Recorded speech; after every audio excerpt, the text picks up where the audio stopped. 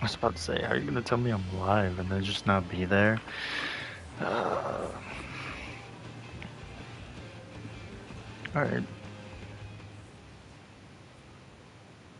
Ifrit, your resolve didn't falter. No. Though I continue to be bewildered by fate. I should meet with my old tutor here. The very end of the world. And thank you. With all my heart. For giving me this chance. And I thank you for taking it. Should like to look upon that flower once more. When I am worthy.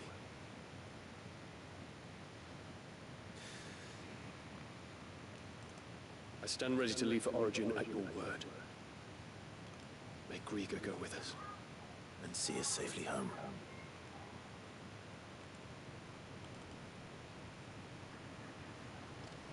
Alright, but before we do that, we've got unfortunately finished business. I would say off screen, but I did upload it. The video of me powering through almost all the rest of the hunts.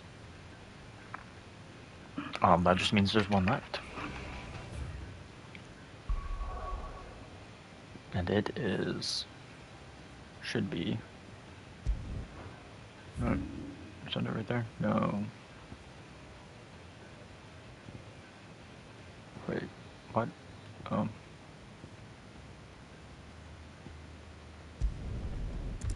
Yeah, it should be here. We have one hunt left, and then those few side quests in the Haven. Yeah, in Mysidia. Ready, go? But first, okay, run. You know, there's this one part of the map that we just haven't explored.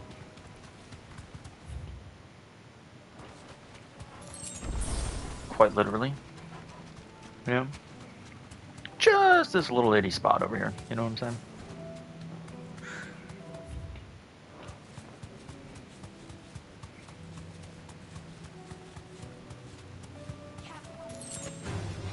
Time to fight. I'm sure we can run right past the little baby dragons.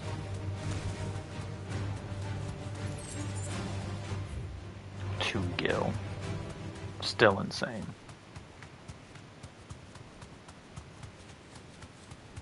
Why the hell is the game giving us 2 gil at this point?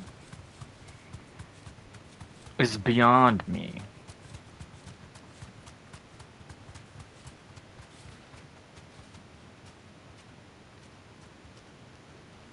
Be safe.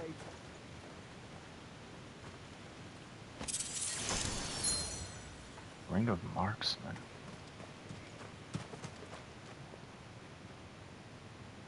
Just not expecting a chest to be hiding behind the rock.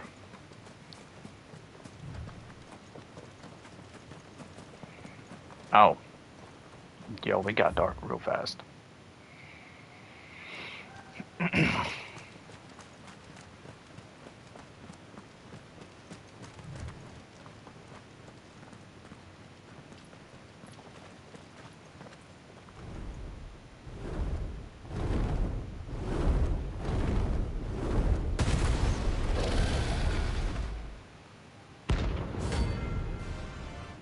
Savrock.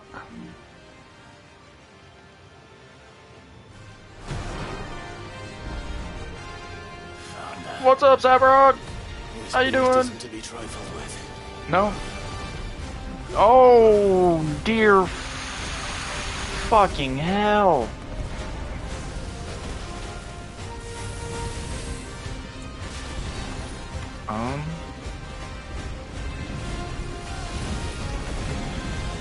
Don't like that. Nice try. Shit. Oh, dear lord. Can I get him with this? Oh yeah, that's not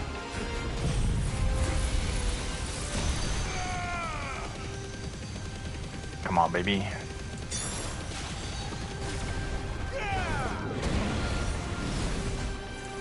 Could you not, sir? Too slow.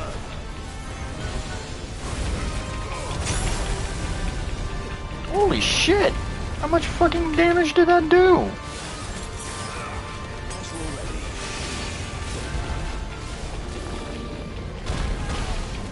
Okay, I don't know why that did damage, but alright.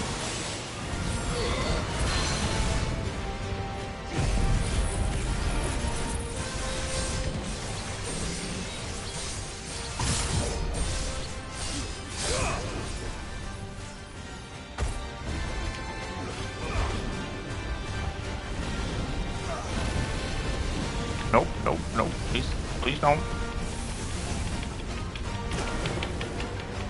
Okay, I could have sworn I dodged that, but whatever.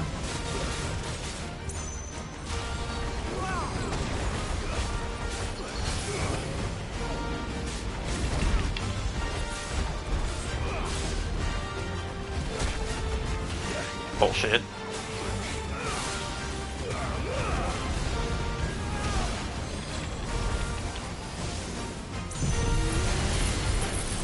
Get him.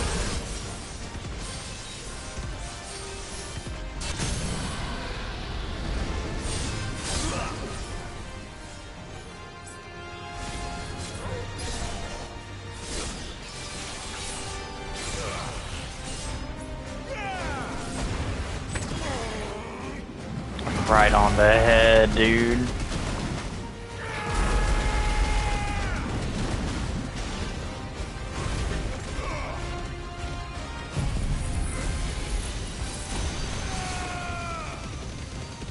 I mean, this is fine.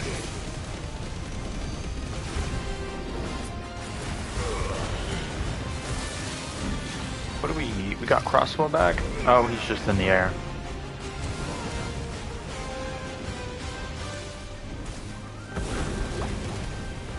Oh shit.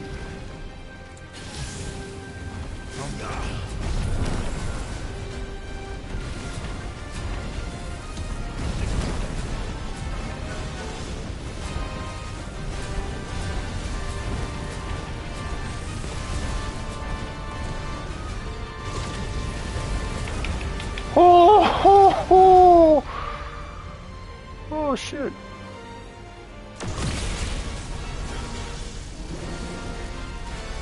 Well, let's get a little bit closer. Mega Flare!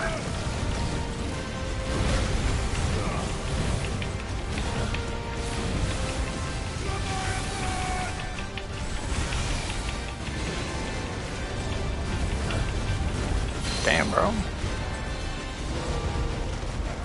I'll get that tsunami.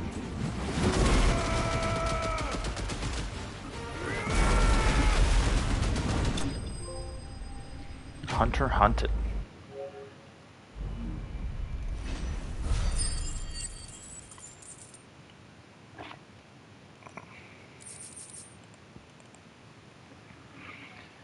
Calcum, an Enigma, an Amber, and an Insurance. Definitely not to be trifled with. Yeah, no. It's interesting how you don't even have to do all of them in order to clear the,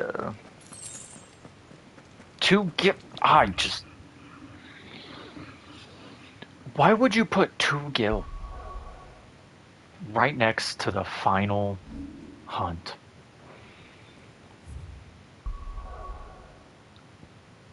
That should not be a thing. At all. That should be... It's gross. It is a slap in the face. Praise be to the heavens. 2 gil right next to a level That's him. 50 boss fight. This is all we have. You're good. Well, Give me the music. if you're sure you need it. Here you are.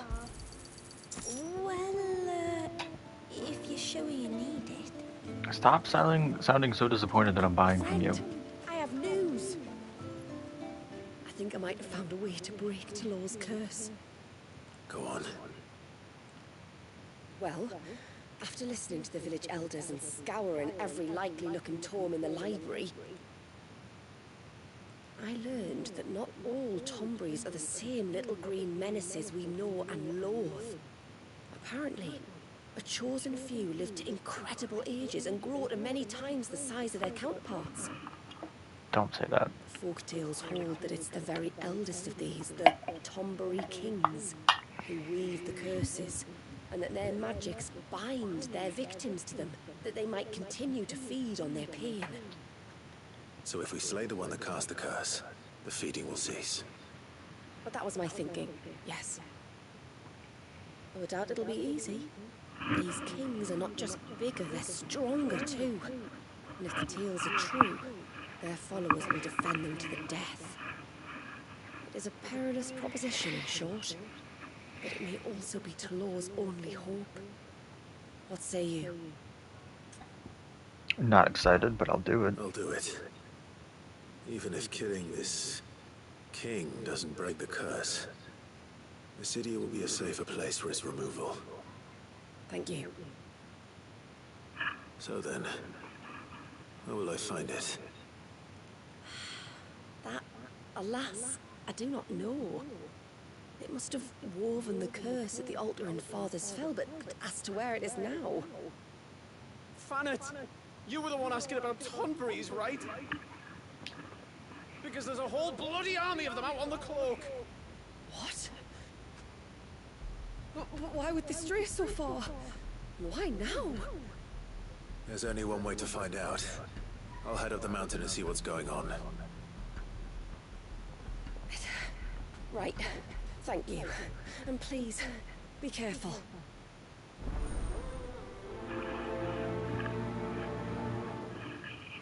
Reign of pain. Ain't that the truth? Yes? Can I?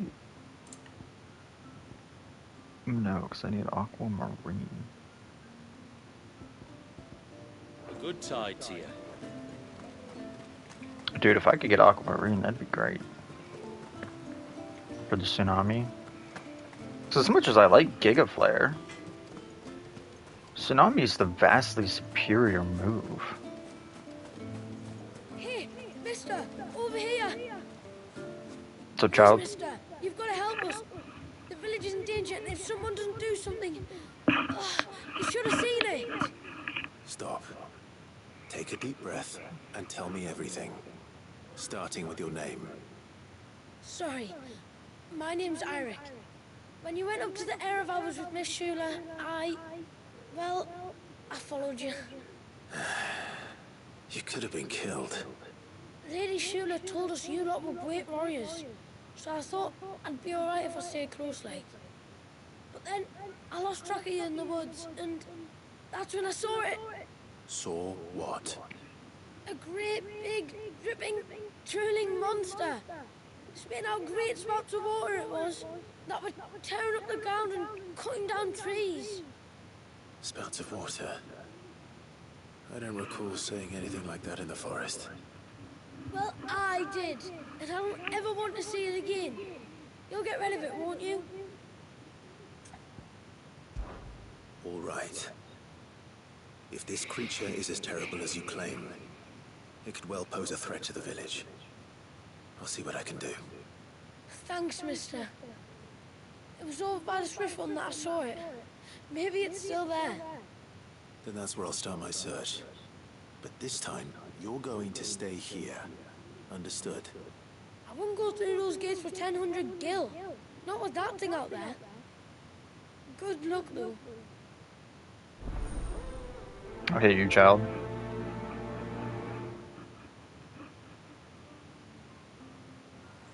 This might as well be Final Fantasy XVI, the Monster Hunter game.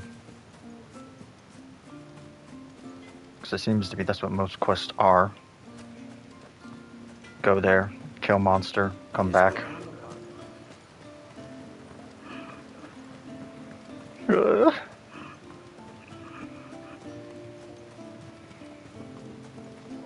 Oh, Shula.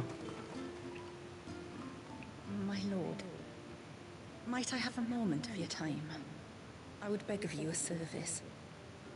Certainly. What is it? It's a long story. But before we get to that, would I be right in thinking Lady Shula told you about the witch from the north? Yes. She said that your ancestors found her here, and that it was she who taught them the spell to stop time. She was like Wallius, you know. A dominant. The Warden of Ice. My great-grandmother suspected as much. She cared for the poor woman when the end was near. And it was she whose duty became to attend her grave. A duty that was passed down to me. I see. And the service you would beg of me? Well, until recently, the path to the grave had long been blocked by a fallen tree. But when our woodsmen finally found time to move it, we quickly realized it might have been better had they not. On trying to clear the rest of the path, you see, we discovered that a flock of bloodthirsty beasts had claimed the cliffs beyond. None of us was a match for them. But you, my lord, have proven your strength many times over. Would you drive them away for us? Of course. I'll see the path is made safe. Thank you, my lord. The grave is in a place called Witch Drop. To reach it, one must turn left at the Winged Wains, then follow the path around to the right, deep into the forest. Why so far from Haven? It was where she lived. When our ancestors first came to Mysidia, they found her there, in an old abandoned village, and it was her heartfelt wish to return there in death. So when she passed away, my great-grandmother had a stone erected for her on the cliffs overlooking the place she once called home. How thoughtful. Well then, no time like the present. Left at the ships, then round to the right, you said. Just so. Thank you once again, my lord. I will join you at the grave anon.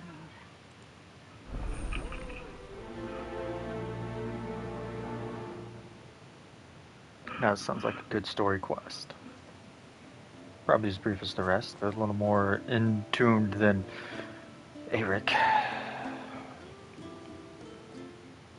You wouldn't happen to have some time on your hands, would you, Clive? Only I was wondering if you might help me with something else. Don't tell me. Another unruly dominant. Not quite, but a dangerous foe nonetheless. It promises to be quite a hunt. Care to join me?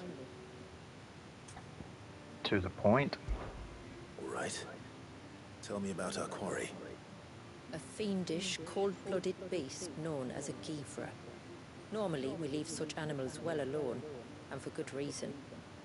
But I have an even better reason to want its tongue. Its tongue. If you'll permit me, tributary, I can explain. Certainly, Yamila. It's been over a week since me sister gave birth to her first child. Yet she still isn't back on her feet. We've tried everything to restore her spirits. Physics and nostrums, the laying on of hands and of leeches, but all to no avail. The healers tell me there's only one hope left. A broth as potent as its ingredients are perilous to procure. It isn't only Yamila's sister who stands to benefit from this, by the way. There's her baby to think of, and Wallius, too. She'd agreed to be his wet nurse, you see. I'd be glad to help. Thank you. Our hunters have no shortage of skill, but this task calls for more than that. And it won't be achieved through weight of numbers either. The Givra is as wary a foe as it is a deadly one. 2 hunters might catch it unawares, but any more than that, and it would pick up our scent a league away. Then it is decided. The 2 of you will go, while Jill and I occupy ourselves here. Perhaps we might help prepare the broth. That would be most kind of you. Come then, Clive. The river of time flows fast, and so must we. There's a Givra that has claimed the ruins at the foot of the mountain as its hunting ground. But as I say, they are wary creatures. We'll need suitable bait to draw it out. The flesh of a forest ibex should suffice. To the forest, then.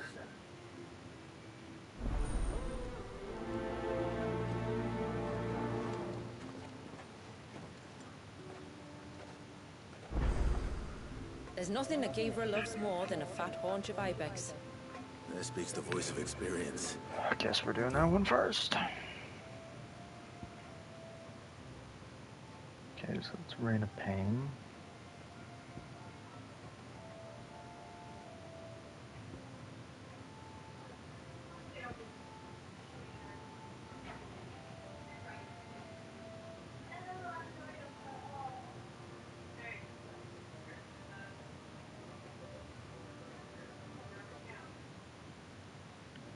Often.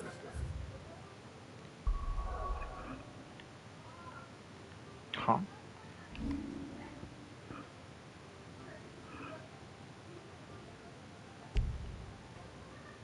Yeah, no, don't. Since I was a girl, my father would take me. Then after he returned to the sea, Yamila's father. Our families have always been close. Even if her sister wasn't Walius's wet nurse, I couldn't stand by and watch her suffer. Yeah, get it. You're a great leader. So we're looking for last legs.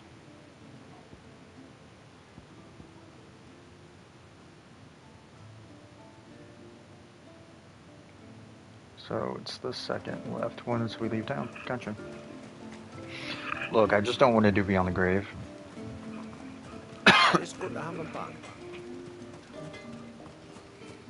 So, oh, maybe with Shula we go and take care of the other one.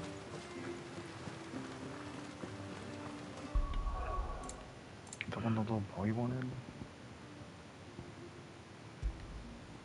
Yeah. Wait, what? Did not click. No. Did not click you. Where was the king? I believe that one was this one, right? Yeah. So we can fast travel here. And then get there faster.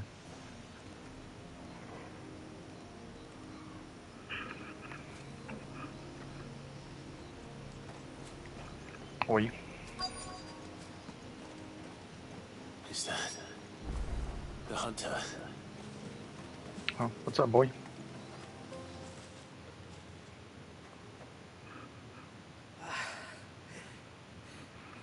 It's you. Nasef's savior.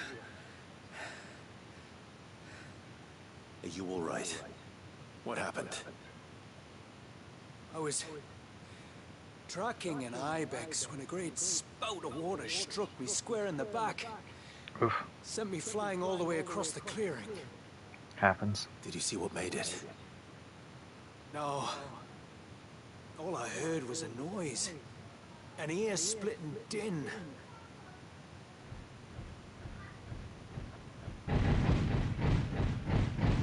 It's a turtle? Might this be the culprit? Leave him to us.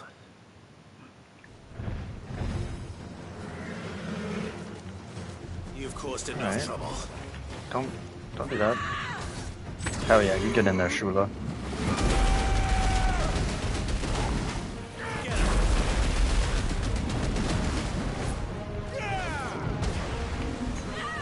About not, sir?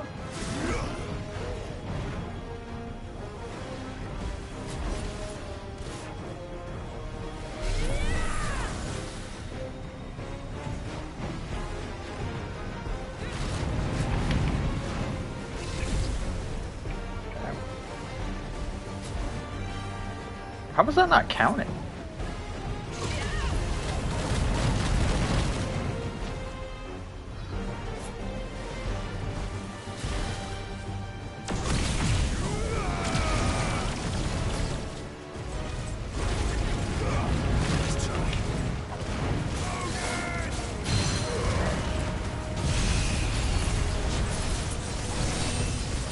Damn.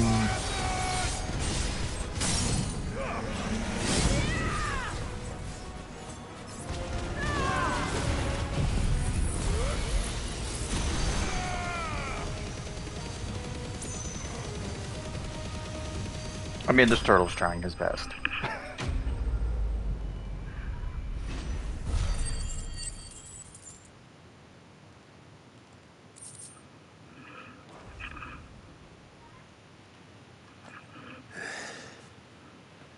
Well, that wasn't too bad. Hardly a threat to the village, but you can't blame the boy for being scared.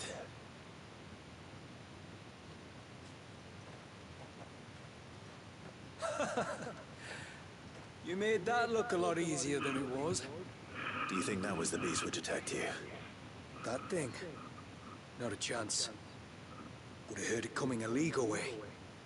And the blast of water that hit me was beyond anything an Archelon can manage. Oh. A boy from the village sent me in search of a beast that could conjure such things, but... At this point, I would have just rather the game throw it in my face. That's the noise I heard. Sounded like it came Why from the string me ruins. along with a fight I don't care about? I'll go. You head back to Haven and see a healer.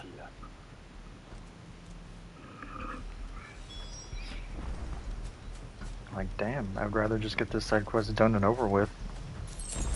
It's literally just, quite literally, a monster hunting side quest. And if I cared about the combat in this game, maybe I wouldn't mind the extra fight, but I really don't, so I really don't like the bait. What do we have here? This is a pretty venue. Oh, that's a lot of dead crabs.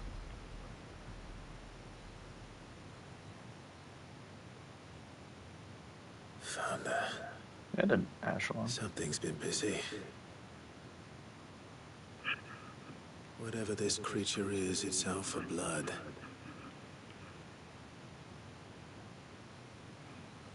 But it's not having ours. Stay close, Torgal. Very pretty sight. Where are you? Damn. Looks like something I'd see out of one of the 2000 Tomb Raider games. I guess like Anniversary, Underworld, Legend.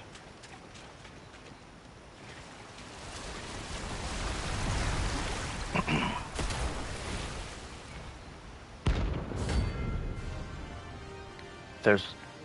what? Okay, that's Fragment of Wallius's rage. fine and dandy. Oh, okay, what the... Time to put you to bed too. How about you stop that, sir?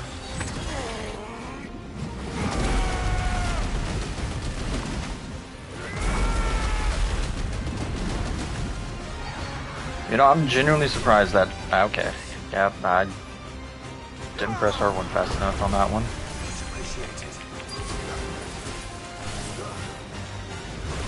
Impulse. Where the fuck did you go?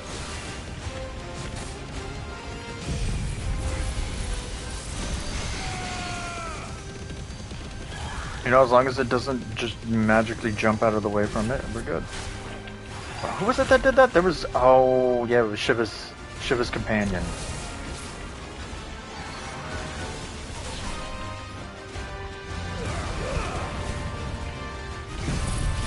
Oh, no. Yeah, this is... yeah, we're fucked on that one. Never mind. Alright. Okay. Kind of cornered me that time. It's fine. Oh, broke his concentration. Okay, that time I was just too close. That was bullshit timing. This again.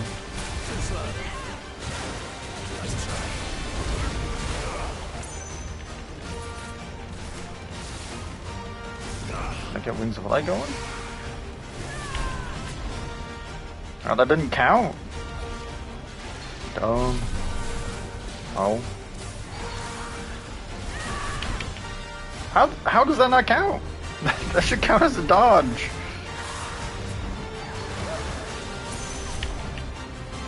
That should count. Just give me my damn dodge already, dude. Okay, that one I understand not counting. I wasn't even close to him. still, absolute dog shit. Okay. Ravage. Oh, it's this. I was so confused. Would you stop running every time I try to do that move?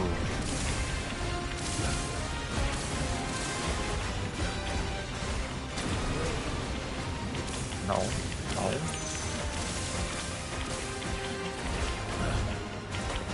Oh, come on, bullshit. Well, I'm glad I got out of there in time.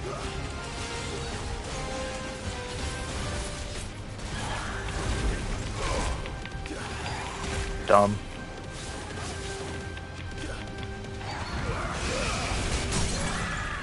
Holy shit.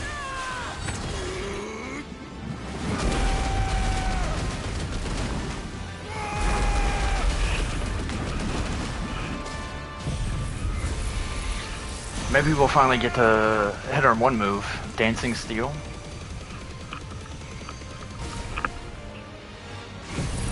Get in there. Get that Sinetskin.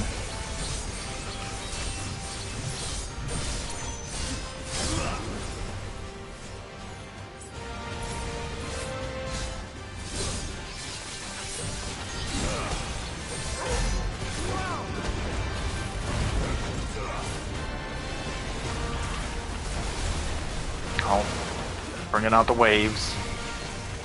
Oh shit. There we go.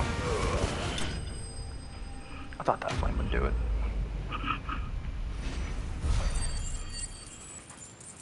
Hell yeah.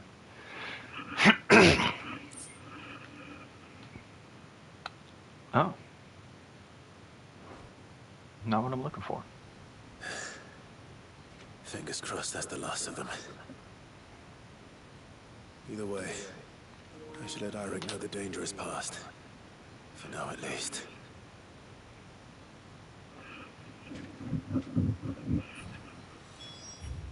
Actually, it's time to fast travel back here because our quest is right around the corner. And I'm going the wrong way. Nice. Sprint. Hell yeah. Dude, Dancing Steel takes so slow to charge. Shiva's Dominant kept avoiding it. Thalios kept avoiding it. It's like every time I go do it, they just perfectly jump far away from me. There was another fight. Oh, what was it? There was another one. I want to say it was one of the Huns. It was Behemoth King. Behemoth King kept doing that. Every time I tried using it, he just jumped away from me. Oh, God. Damn, I got so distracted. I missed my turn. Bullshit. Oh, give me my bird. What the hell are you doing? Faster.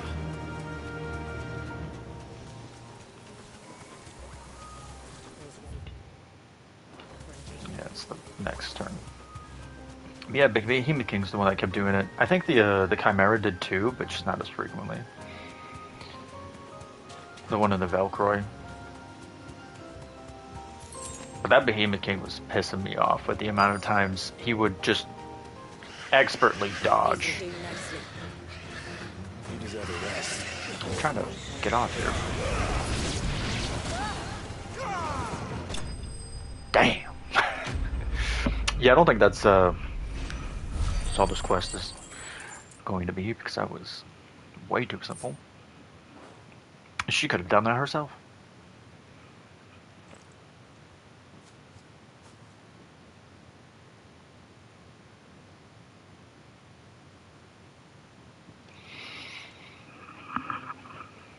Return to the sea, and to the clouds rise again.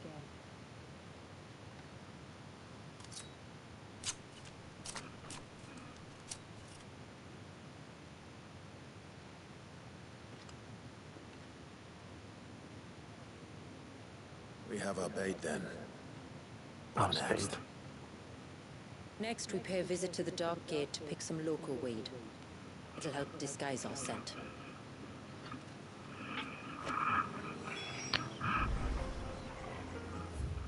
Oh, what? I guess we just keep going straight. But yeah, no, that Behemoth King. I call the Behemoth King. I was getting heated with the Behemoth King dodging that dancing steel so expertly. First time, you know, I expected it. The second time, I was starting to get annoyed. Pretty sure he did it 3 times. There should be a sprig or two of local weed growing somewhere around here. Look for the golden leaves. You sure about that? Not gonna lie, this song specifically reminds me of something from Narch Spoon Ultimate Ninja Storm Is this it? 3. Aye. When you go that's to the stuff. island with B. Crush the leaves between your fingertips and rub them on your clothes. If you insist.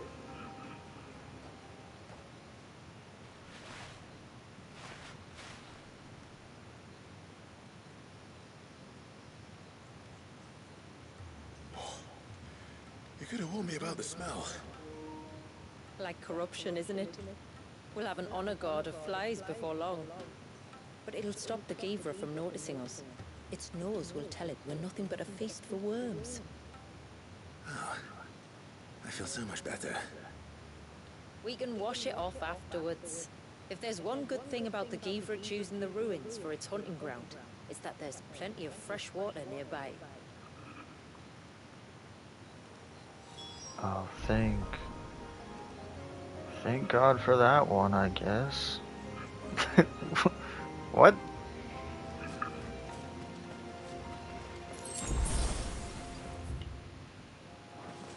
Alright, so now he's just straight ahead. I can only imagine where at. Let's avoid the stupid miner enemies. Oh, that's right. Wasn't there a curl I saw here last time that I just, like, was nope. Yeah, now I remember this area. I didn't spend an intense amount of time here because I just kind of ran. Givras are creatures of habit. Look for some sign of its passing. It's sure to return to the same place sooner or later.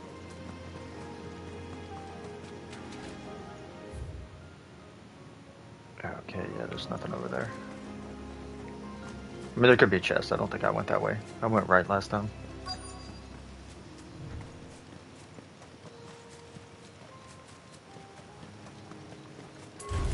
How are you guys? Do a crossbow on you. Do a cyclone on you. Nice. Oh, you're not dead. Gotcha.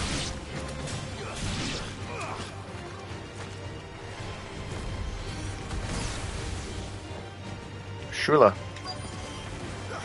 Do something. Yeah, he's on the ground. Do your down strike, bro. What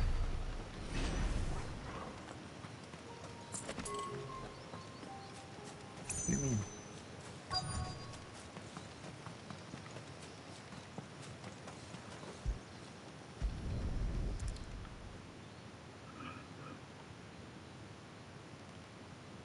Blocking his territory. Something was. A cur, maybe.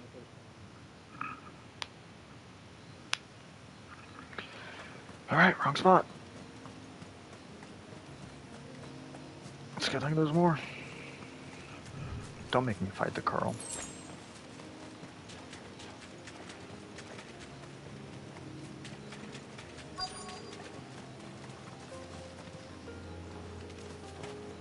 No, what are you doing? Turn around. A fresh kill. But not a Givras. The wounds are too clean. Too small.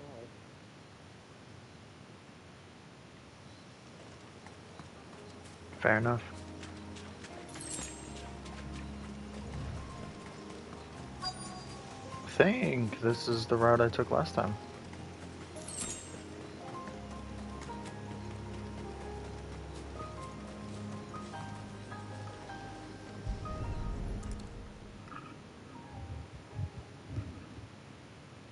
These look like a predator's tracks.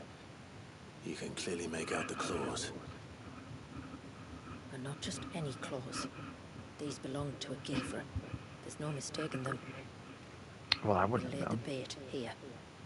Let's hope our friend is hungry.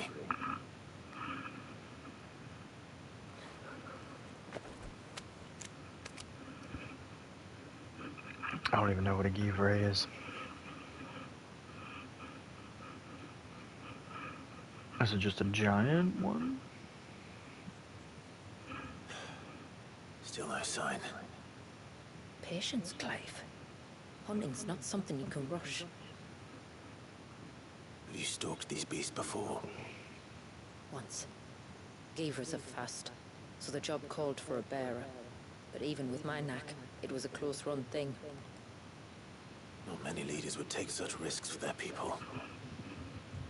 Says the man who battled an icon to save a boy he barely knew. It is the way of the moats of water to use what gifts we've been given for the good of all. And I gather it's your way too. It was Sid's. The man whose name I bear. He fought for his people and their future with every fiber of his being. I'm just following in his footsteps. In many ways, you remind me of him. Me? You're confusing daring with desperation. Quiet. Something's coming.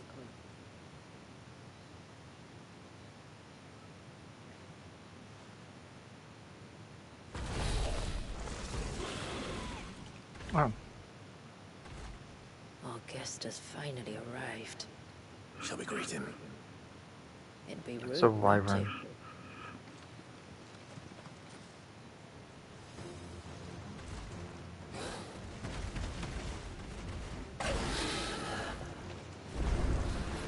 Hi, buddy. Let's just hit you with the tsunami out the gate.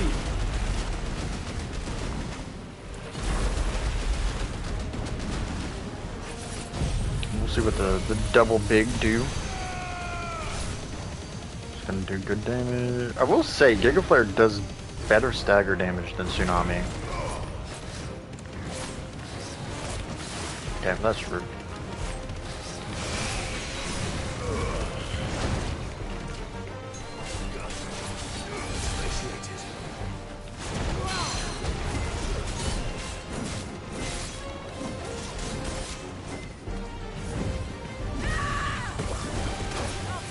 Oh, we shot each other.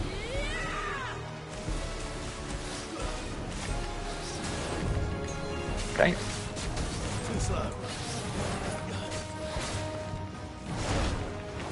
Well, that was rude. Oh, that's why he did that.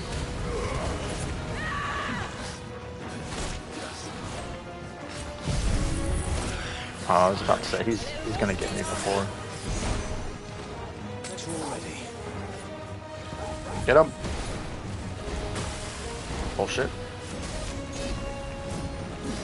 Nice try. Oh, he always gets me when I'm trying to do that third one. Oh, fuck. Clive, just hit him already. Damn, dude.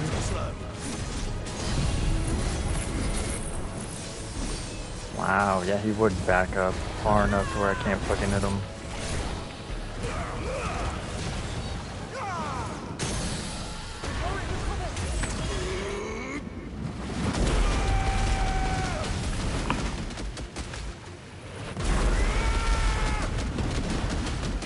That is quite the slowdown.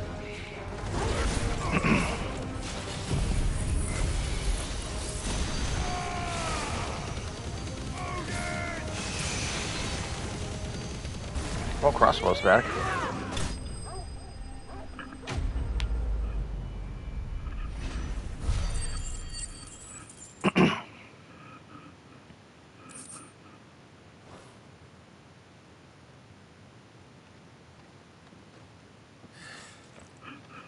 You weren't exaggerating when you said they were dangerous.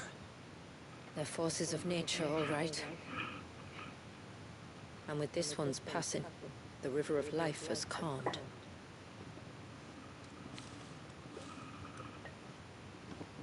as we take its tongue. O roaring torrent, son of storms, may your spirit run free in the open ocean.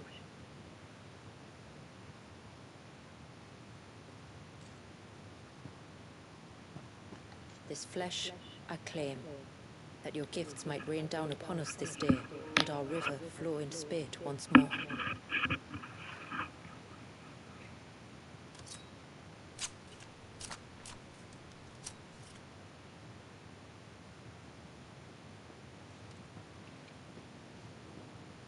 Well then, let's return to the village. We must get this tongue to Yamila before it spoils. This tongue's got an expiration date.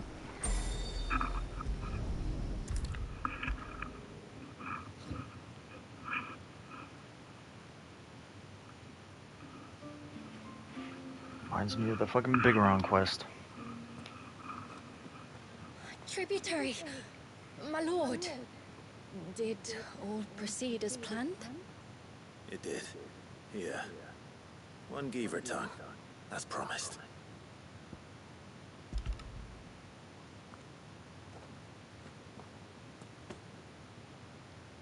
Oh, thank you. I shall add it to the broth at once. By your leave, tributary. If there is anything else that we can do to help, you need only ask. No, no. You've already done more for my family than I can ever repay.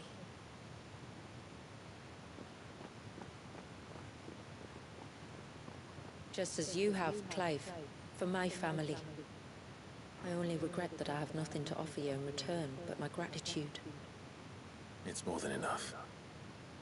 Besides, I'm no less grateful to you. For what? For welcoming my friends and I into your midst. For showing us how your people live. For reminding me that the world we strive to create, where bearers can live alongside their fellow men in peace and comfort, is no mere fantasy. I'd hardly call it comfort. Every day is a struggle. Though we do at least struggle together, it's true. As must we all. I only ask that you remember the cost of using your gifts as a bearer. I know that you feel it's your duty to do whatever you can to help your people. But you have a child to think about now. And Wallis has lost enough. I shall bear that in mind. That's all I ask. Oh, Pun intended. if there is anything else that we can do to help, well, you know. Thank you. Truly.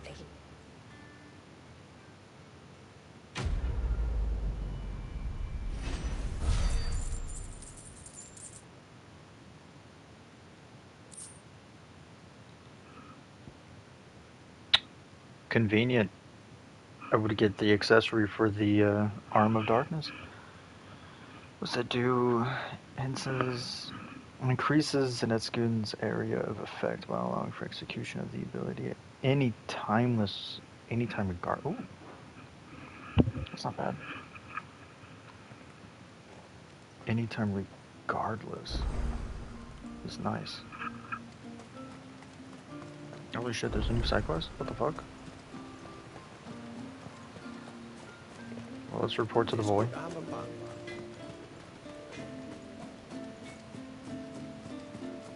How many times do we have to tell you? You're back. So? Did you find the fiend that attacked me and young Eirik here? I did. It won't be troubling you anymore. Yes. I knew you'd get it. Only because you warned me of its existence. Not that you should ever have learned of its existence, but all's well that ends well, I suppose. What was it anyway? A manifestation of Leviathan's power. When we visited Wallius in the Surge, he was angry and afraid. The Icon summoned these creatures for his protection. Though why one would be wandering the ruins of Riversmeet, I don't know. Maybe it was looking for his mum. That's where she died, isn't it? The falls. The falls? Aye. When they took her baby, she threw herself off the top. We go there once a year to pay our respects. The whole village. An Eggy is a part of its master's spirit, but Wallius wouldn't have been aware of what had happened to his mother, would he? Well, either way, you did us a favor putting that thing to rest. Us and Wallius. Thank you. Aye. Thanks, mister.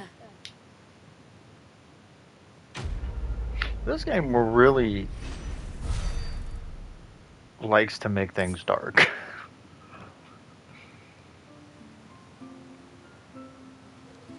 At just any point. It's just like, yeah, how can we make this dark? Yeah, we'll put in a little side quest and explain how Wallius' mother committed suicide after that. Okay, that's Shula. We'll save that for last then. Because I don't know what that could be. So on to the Tonberries. Man, why can't this door just stay open? I really don't want to have to hold R2 every time I want to... Oh, okay, that's why. They did that so we can spawn them in here. They won't be coming any closer. What's up, boys? Hope you don't mind. Farewell. Okay. Alright. That's just the babies. There's going to be more. I should buy Haven some time at least. Clive, are you all right? The hell are you doing here? We've taken care of the immediate threat. Thank the tides. I was worried I was going to lose you both. Talor, he took a sudden turn for the worse just after you left. What? Is he? No, he's hanging on. I fear the Tombury King may have begun the cursing ritual again. In earnest this time. I can't imagine their being here as a coincidence. I think it might be happening on this very mountain. If it is, it won't be for long. Get back to Talor. I'm going up. My thanks. I shall pray for both of you. As it drip feeds the intense music. Suspense. That's the word I'm looking for. More of Really? them. Come on then. I crave an audience with your king. Oh yeah. Oh, you go on, Torgal. That was dope. Let's say, where are my friends? Downward strike.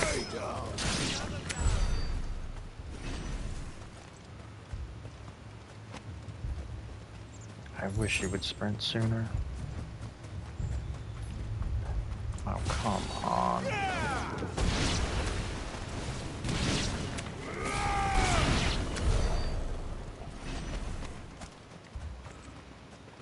I did not know crossbow was going to do that.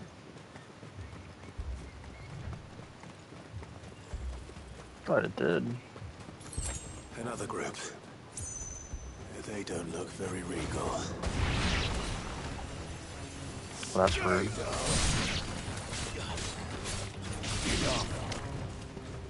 Can't just assume a Tonberry status. Come on, Clive.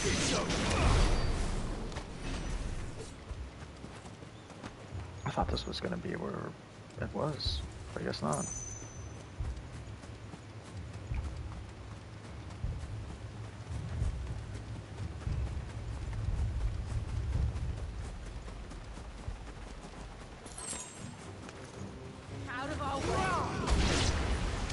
Damn, guys.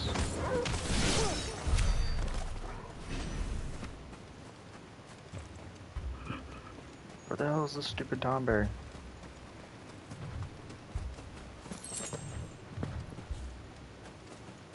Oh, come on, stop with this stupid... I don't want to just fight many Tomberries on the way. That's just getting annoying. Still no sign of the king. Could Fanit have been wrong? Doubtful. It's just a matter of how many little mini packs this game wants me to fight. There's dozens of them. The king must be nuts. But we'll have to take Damn. care of his followers first. New enemies. Okay, he's on the ground. Do the down strike.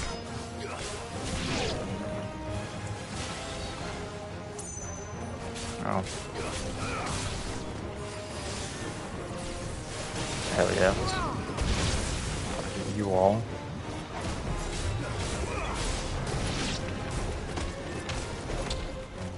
I just don't like the Tonberry design in this game.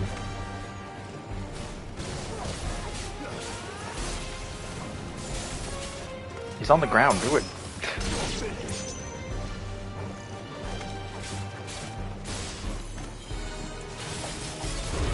Sure. I'll just juggle him with impulse.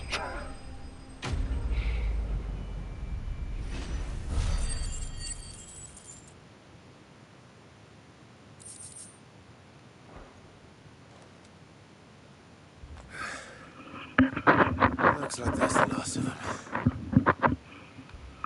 Okay, but we still haven't fought the Out king. here anyway. But beastmen do like dark places.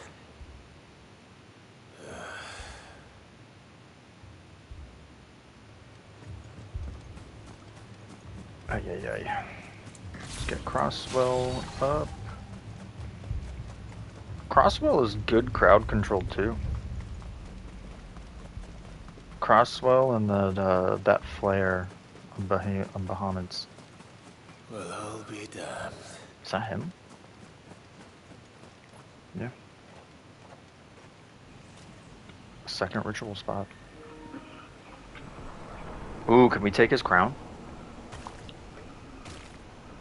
I missed that. I kind of missed that hunt in Rebirth. That was a fun one. The Tonberry King! Why were we getting the hunt, like, graphic? It even has a crown. You Sorry, Your bitch! Majesty, but your reign ends here. Okay, now I'm just getting annoyed. This motherfucker is just poofing in and out of existence like a little bitch. Like, could you... Okay, that was dumb. That was dumb.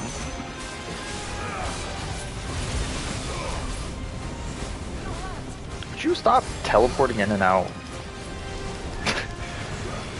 I don't know why the game consists of just enemies that do that. Like, when are they gonna figure out that that does not make a fun fight? Oh, let me just... Okay, seriously? I needed that.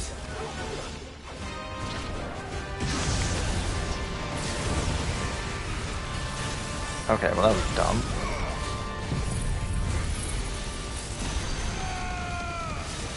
No, just don't fucking teleport.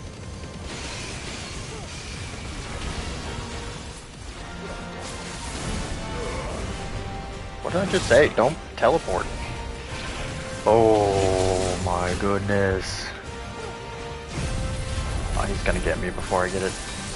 No, no he's not. Although he does teleport like a little bitch. That should not have counted. Like, he was in the, I was in the middle of striking him and he just teleports out.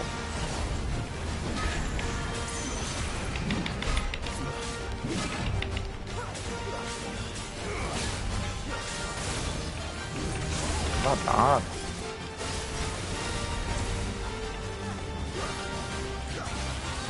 we have here? We have crossbow ready. Okay, that was stupid.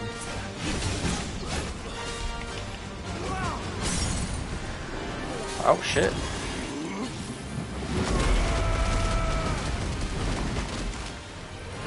Stuck in that pain face.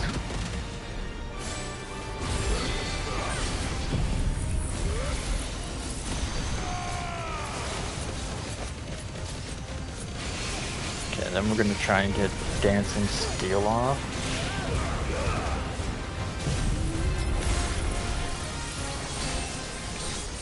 And maybe we'll get a Xeniskin.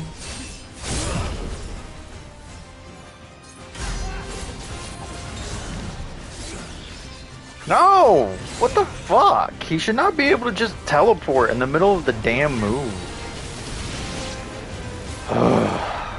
Oh, what the fuck? Why weren't you on water?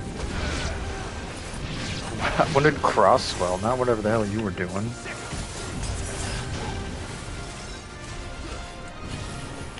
Nope. Don't. Ow.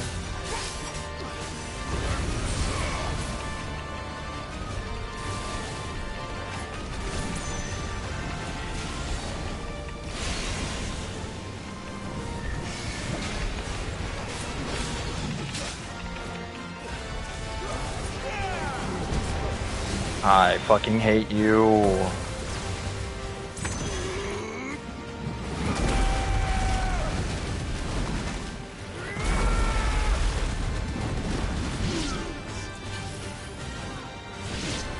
What?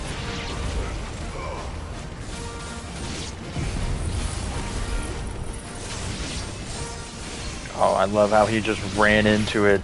That was great.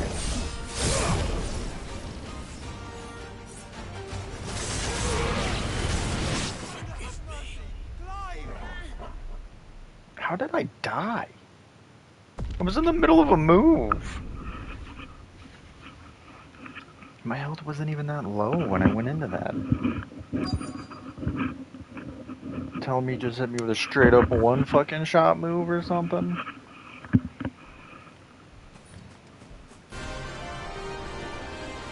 Yeah, time to teleport like a little bitch. No.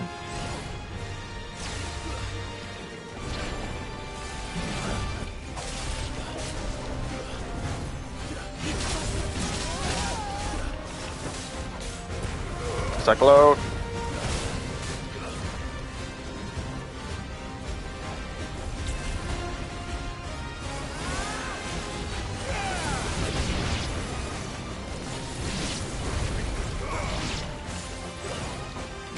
Shoot.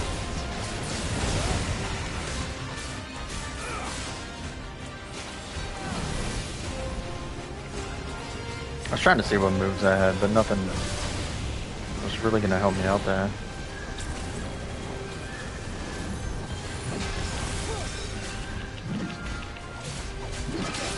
Okay, that was rude. Damn!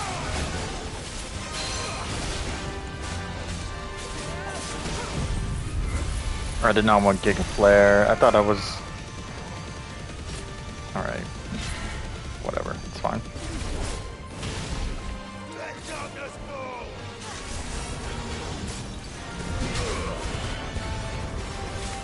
See, that's just dumb.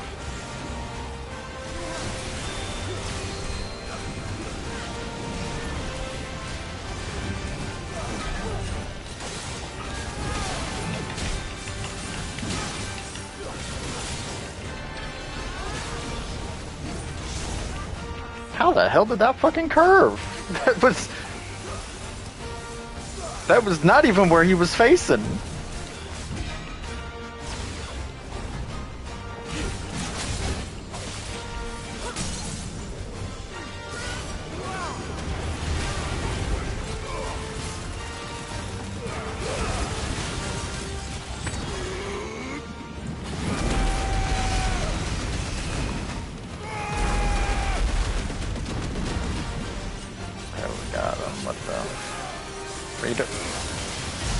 What are you doing? You have Zenetska do... Oh. Idiot.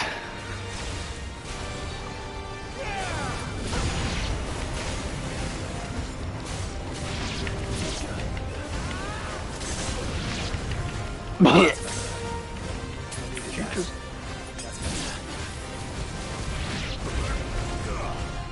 Shit!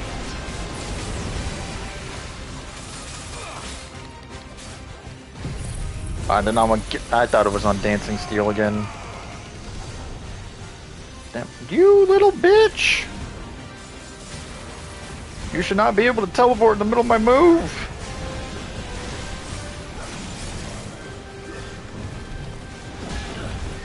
I know he's gonna...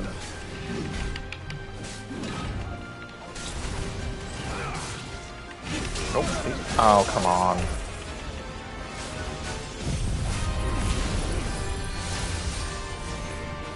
So fucking annoying. Stop teleporting, bro. Come on. What the hell is... Just give it to me.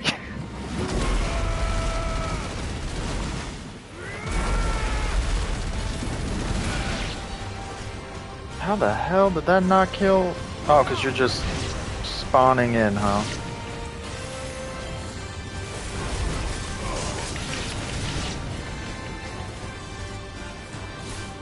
Oh. Okay, I don't know why he just...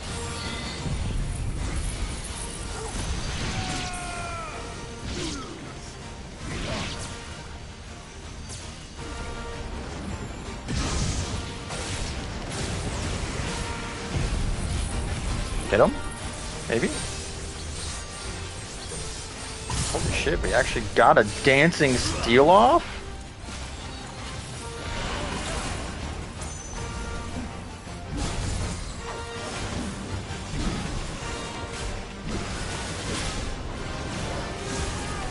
Damn.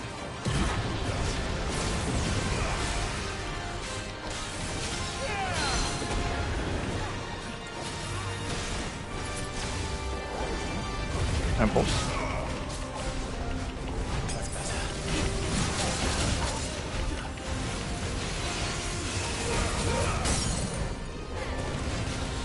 Oh yeah, we just Giga Flare. Switch over and just Ravage. It's over.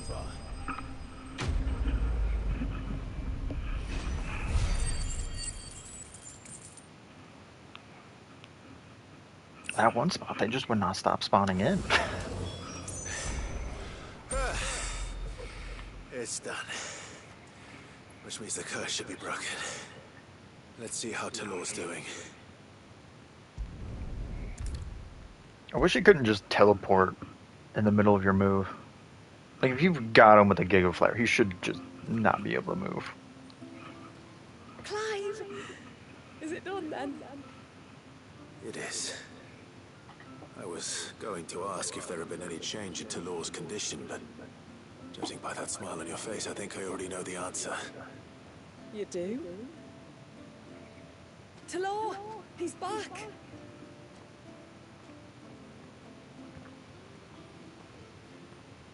Thank you, my lord.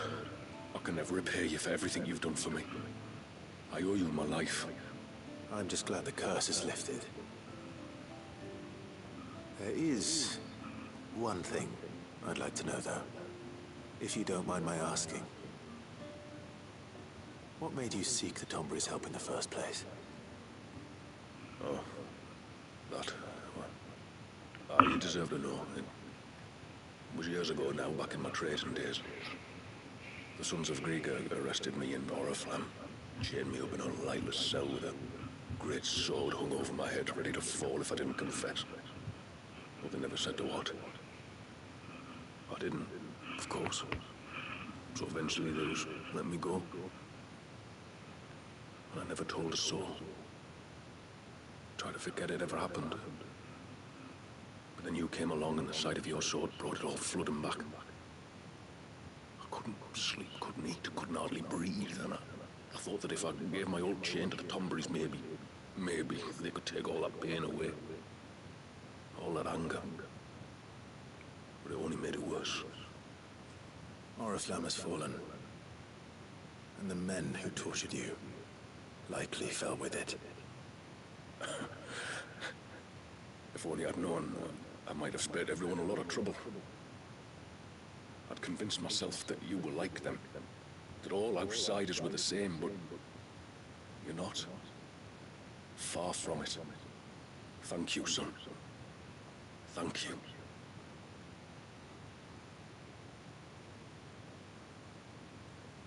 I just want to know what that means. Like, I know it's like a sign of gesture, like a thank you of good faith or whatever. But I want to know how it started. At least with 10, you know how it started. There's something I need to tell you. After we parted ways on the path to the cloak, I went straight back to Tlor and explained to him what you were doing on his behalf.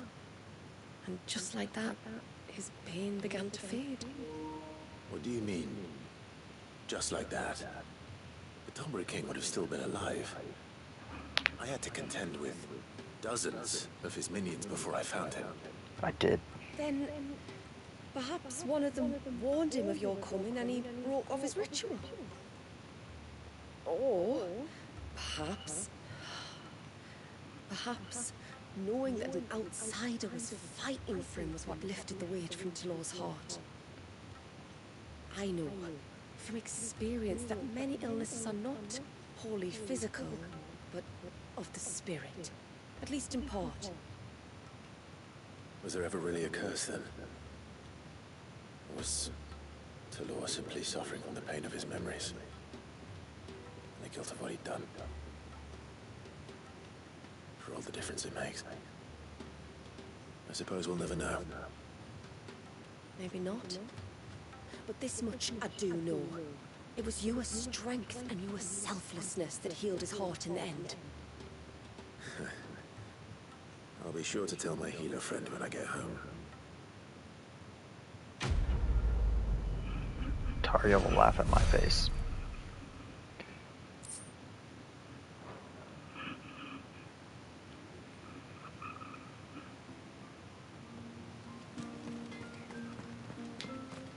Alright. So what beasties lay at the witch drop? Because I'm assuming there's going to be a mini-boss. Where was the king yourself? There almost always is. But hopefully this one's a little more straightforward and more story heavy than combat heavy. Ready to go? Like, I'm just hoping I get there, I fight the mini-boss, and we watch a nice little cutscene and learn about the witch.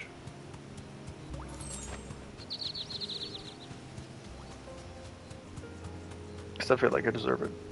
After the Tom Berry and the stupid kid.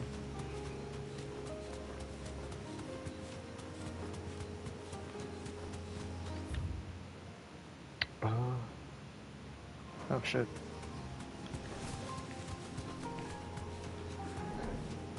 Didn't know how to make a turn.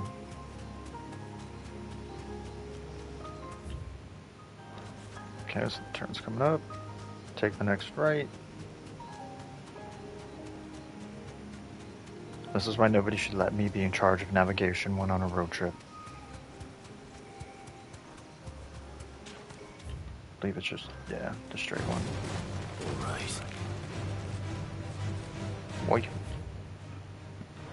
What?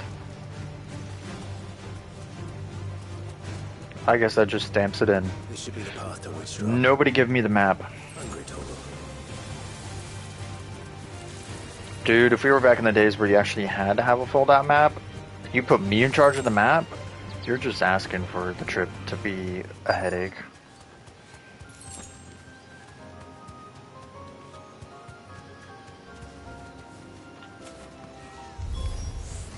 And here's our welcoming party. And tsunami.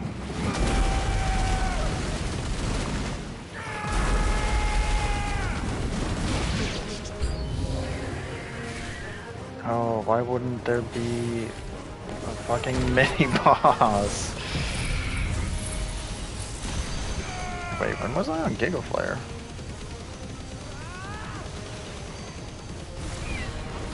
Oh shit.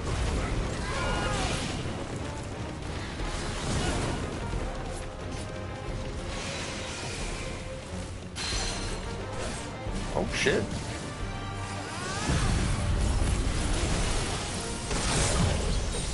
Oh, we caught him on the down?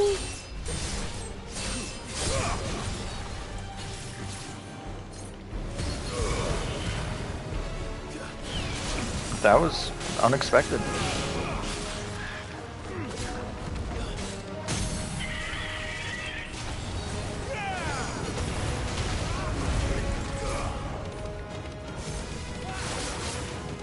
What are you doing?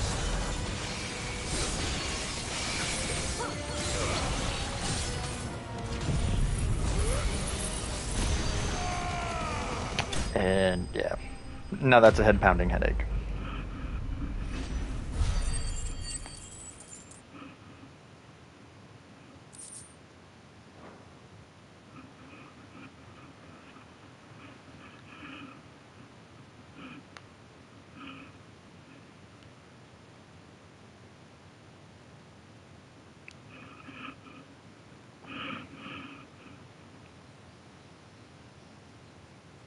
A black Looks screen like that's lasted the longer last than of I was them. expecting.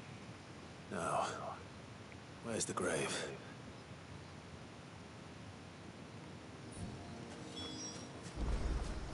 Overlooking a cliff?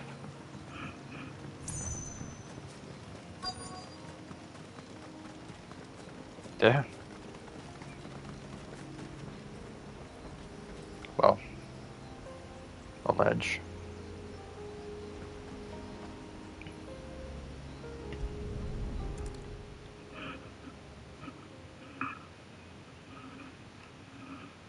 Just like Dad's. This must be it. My lord, thank you for making the path safe again. XVI. Was that her name? Yes. Hardly the most fitting tribute for a dominant, is it? A rough-hewn stone with naught but a given name engraved on it. But my ancestors had only been here a matter of weeks when she passed. Every day was a struggle to survive. They had neither the time nor the energy to devote to a more elaborate memorial. Yet they spared what they could to grant her wish, that even in death she might continue to watch over her home. She lived down there then? In the ruins? That's right. They were once the living quarters for those who served up in the temple. When the Northern Thanes sent her here to weave her spell, this was where she and her retinue stayed. There were priests, handmaidens, and a knight sworn to shield her from harm. Of course, they were all gone by the time my ancestors arrived, fled or dead in the Western Wars. All except XVI. Who remained till the end. Alone. Indeed. At least, that is the story as it's been handed down in Haven. But there is an epilogue to the tale. One known only to Lady Shula and myself. Some years after XVI's passing, you see, my grandmother came here to tend the grave and found a stranger kneeling before it. A knight, dressed head to toe in plate. She asked of him who he was and whence he had come, but received no answer. The only words he spoke were, "Tell me true, whose grave is this?" So she told him of how her people had met and cared for XVII, and how she had died. His only reaction was to stare up at the air of hours in silence. Then he left, never to be seen again. You said he was wearing plate. Was it black and gold? Do you know something of him? When we went up to the Air of Hours to unravel the spell, we were set upon by a shade in the shape of a knight in full plate. It manifested in front of the Vare, and in its ether, I felt Shiva. The witch. You think this may have been the same man my great-grandmother met? XVI's knight? I don't know. Maybe. All I can say for sure is it was intent on protecting her creation. Or perhaps her spirit? What remained of her ether, preserved in the Vare? Perhaps his spirit too became enraveled in her spell, frozen in an eternal vigil. Till we ended it. If the shade you fought was XVI's knight, then ending it was the greatest gift you could have given him. Now he can return to the sea, to be with his lady once more. And if his spirit should ever return here to visit her grave, I shall ask his name, that I might carve it in the stone next to hers. That they might be together. Once and for all.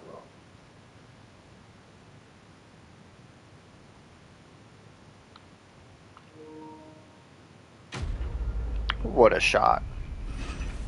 That was beautiful. Silver penning.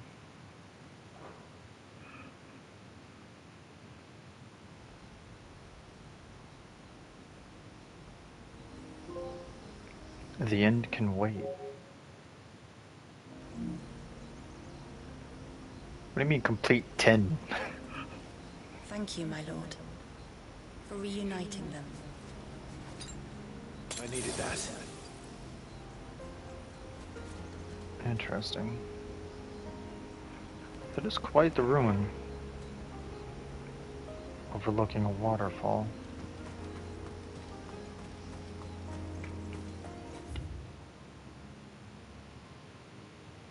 The sunken ruins.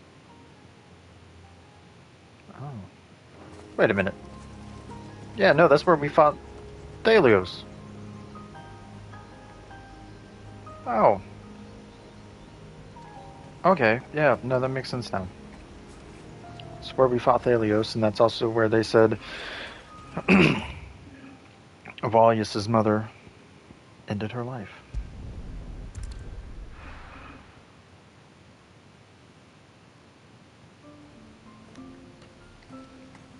Which just leaves the second Shula quest. That's him. The one who saved But the witch in the night, huh? Nope, you don't. Well, if you're sure you need it. Bro, you act as if you're disappointed to give it up. But you need the coin. No, it has to be him. What has to be who? If you, don't mind my asking. It's not your asking, I mind. It's my explaining. But I don't see any other way around it. You see, when a baby is born here, we hold a ceremony to welcome them. The rite of immersion, we call it. But I don't know whether Valius was ever afforded that courtesy. What is abundantly clear, though, is that my ancestors never welcomed him as one of us. And I want to change that. The problem is, the ceremony requires 3 ministrators. The baby's parents and Dead. a witness. As tributary, the role of witness would normally fall to me. But being Valius's closest living relative, I must play the role of mother. So you want me to serve as witness in your stead? That's right. A witness must be a trusty guardian, ready to steer the child through the stormy waters of life, and on to tranquility. Which is why I thought of you. Hold up. Hold up. Okay. Since you have to play role of mother, the witness is essentially your guardian. Like if the mother would die, the person you would transfer to. Oh god. So you want me to be his godparent, essentially? All right. I did fight. I did fight and steal the baby's essence. I guess I deserve, or I guess it's, I owe the baby to be its godparent. Would it be my honor? Thank you, Clive. So, if you will serve as mother and I as witness, who will take on the father's role? Joshua? I have a younger brother. Damn. He should be making ready for the rite as we speak, though whether he is or not. Let me introduce you. Please do. If he's anything like his sister, I'm sure we'll get on famously. I'll bid him come to the Witten Hall. Will you wait for us there? Gladly. Don't think I have a choice.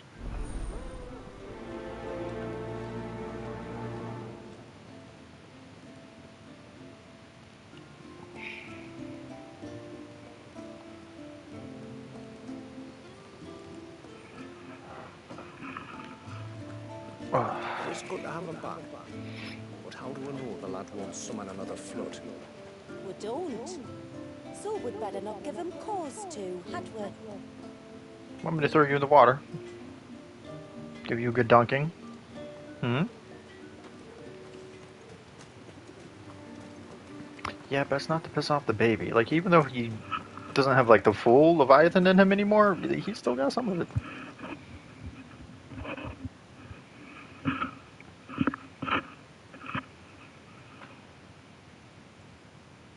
Clive, my brother.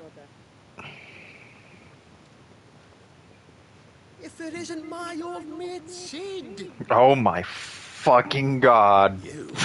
What? So you do remember me, even stripped of my cunning disguise? I'm touched. You two know each other. My friends and I crossed paths with your brother on our hunt for the dusk crystals, during which we saved his life. 3 times, was it? 3, 4, who's counting? All I know is when Shula mentioned she'd called in Sid the Outlaw to help young Walyas, I could be sure that the little rascal was in safe hands.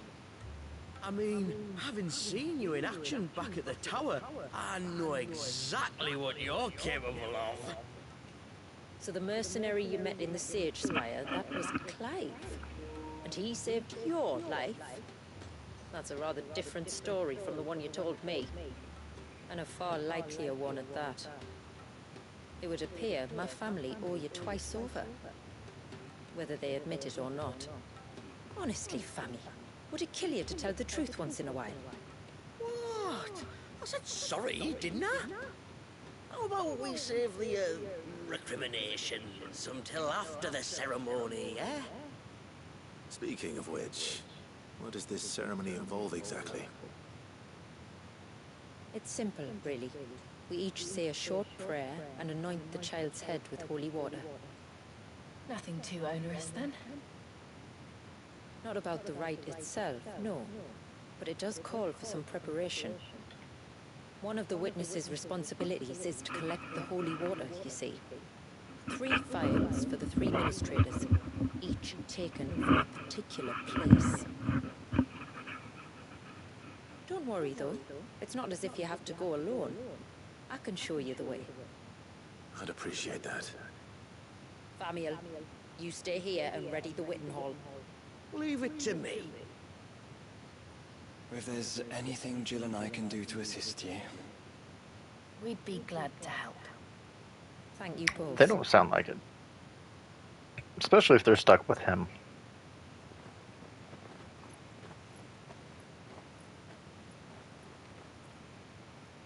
All right then, let's get started, shall we? There are 3 types of holy water that we must collect. The water of the mountain, of the river, and of the sea. We take the water of the mountain from the spring atop Maiden's March. The water of the river from the course that flows through the ruins of Riversmeet. And the water of the sea from the shallows of Tailwind Bay. Here are the files we'll be using in the ceremony.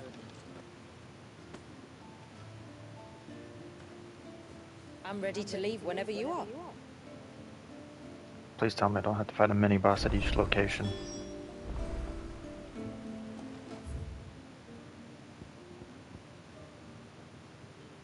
Oh, guess right there. I guess that makes sense. We would have never been there. So we can just fast travel to Tilwyn Bay and then come down this way. Alright, so the oh. Yeah, that makes sense. Down that one path I didn't go last time. Almost did. Didn't. Is it too late to tell her that her brother's a half-twit? I'm sure she knows. I guess I should have seen it coming. You know, that her brother was the dude from the first DLC, Echoes of the Fallen. But I don't know. He'd done left my brain. Because he just annoyed me. Like, he was a fun gag throughout the thing. Humorous moment. Levity. But still. Stay back! I'm warning you! Someone's in trouble. I'm sorry. What the? No, not the curl. I don't want to fight a curl. Why does this game fucking hate me?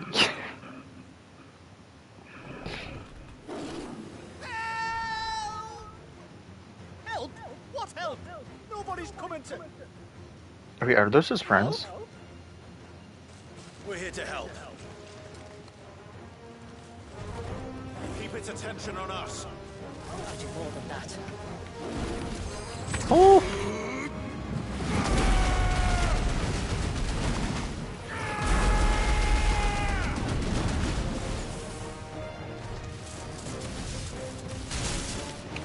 Okay, rude. Oh, I didn't actually think that was going to reach. Glad I was wrong.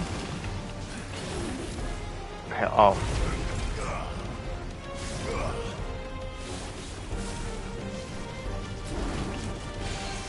Why does that not count?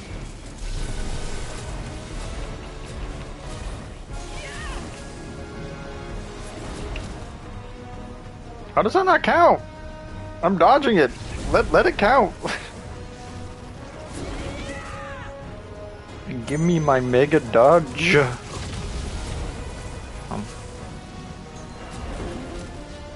How was that not a mega dodge?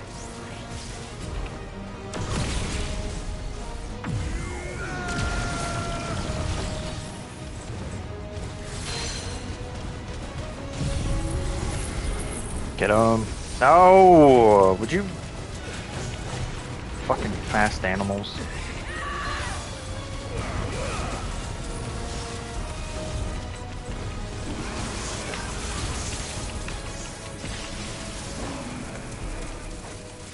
What are you doing? Why are you... How are you not hitting him?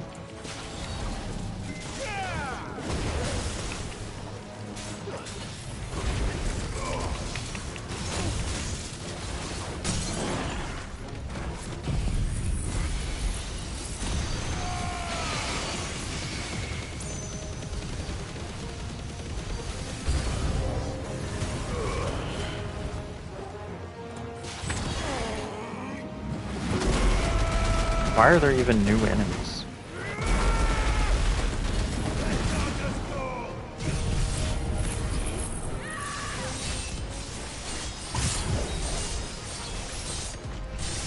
Nice.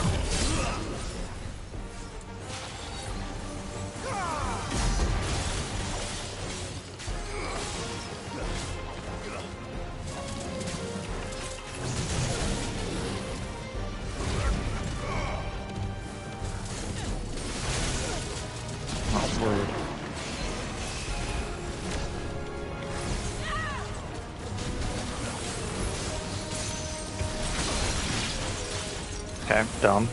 Just...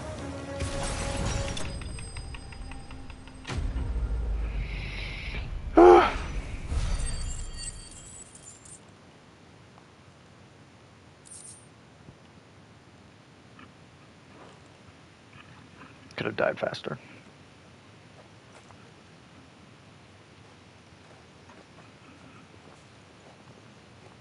Is anyone hurt? Oh, Sid! Thank all the clouds in the heavens you came. I thought it was just two friends. Saved us. Again. Would you two care to explain what you're doing up here? Let me guess. The chief sent us to fetch incense for the ceremony. So the Witten Hall smells nice for the little Ben. You mean to tell me you braved this den of deadly beasts for some tree sap?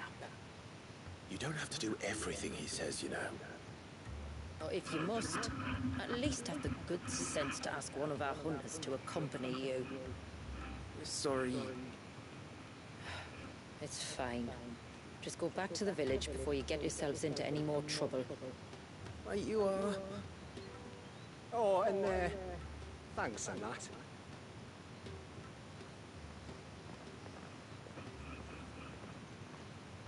Remind me to give my brother a cuff round the ear when we get back.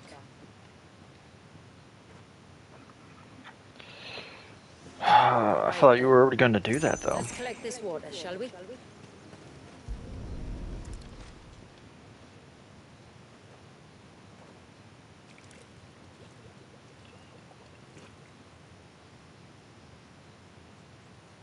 The rain that falls on the mountain emerges here, in these springs. The source of the river. The source of life. Precisely. Take care not to spill it. Right. Let's save that for the ceremony.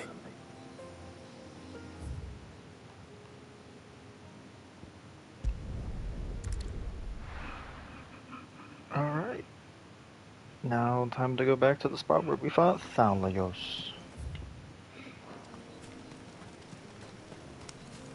And hopefully not aggro any dumb beasts along the way.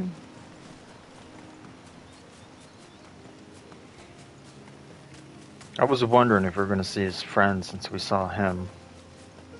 We can collect the water of the river from here. All right.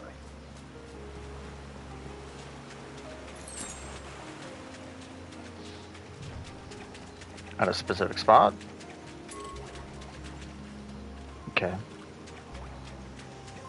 Too far? Oh, I see it now. Oh, come on.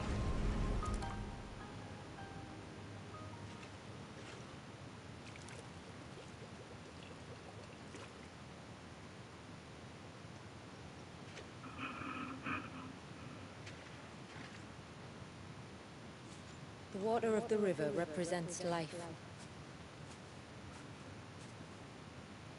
It is constantly moving, constantly changing.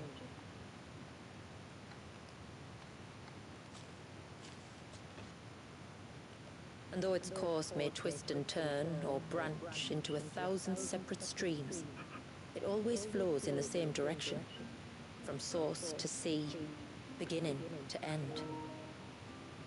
Like time. What of Wallius then? When your ancestors froze him, did they remove him from the River of Life? They did. Like an ice-bound pool that didn't thaw for 80 summers. But now he's free to flow again, to live. And you and I shall flow with him, for we are all but drops of water in the great river of life. I find that thought oddly reassuring. Go on. A drop of water might seem insignificant on its own, but as a part of a torrent, it can cleave a path through the hardest rock. It makes me believe we humans might just stand a chance. I believe we might. Just one more file to go then. Nearly done. At least that one was relaxing.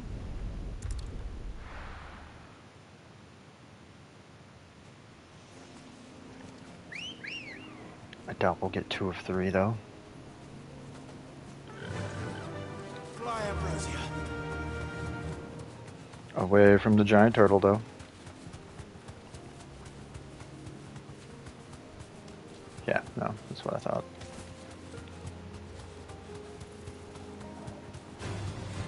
Nope.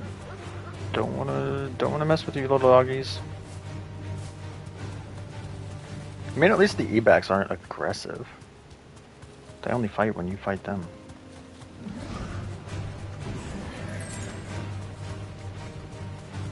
Sorry, not sorry. Didn't mean to disturb your peace. Usually we keep this gate shut tight, but since this is a special occasion... Ah, great. You deserve a rest.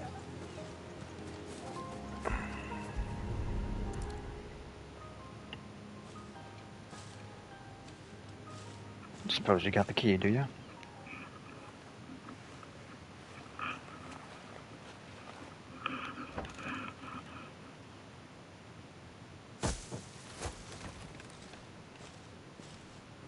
Thank the tides the weather held. This place can be treacherous when the waves are high. If it weren't for the holy water, no one would ever come down here. I'll be sure to watch my step. To think this door probably only opens when a baby is born.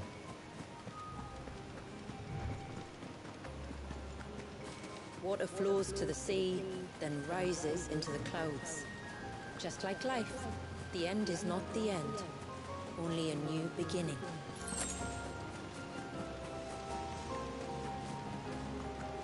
Prophetic? My ancestors chose this place because it was where the first boat landed. And it's a good thing they didn't land closer to the surge. Quite.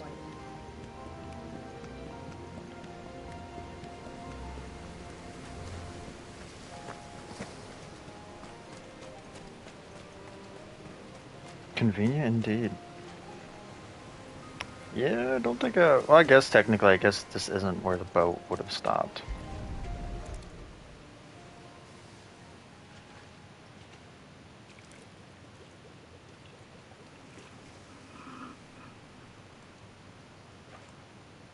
The water of the sea.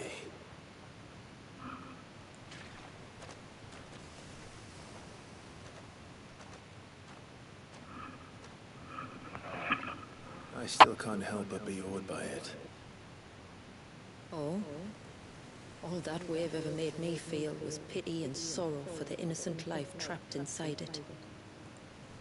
The child my great-grandfather sacrificed to try to change his people's fate. It was wrong, an unforgivable sin. But I often wonder, will my descendants ever forgive me for what I have done? As tributary, I've faced many difficult choices. And though I've always striven to do what's best for my people, here we live in poverty, hidden away from the world.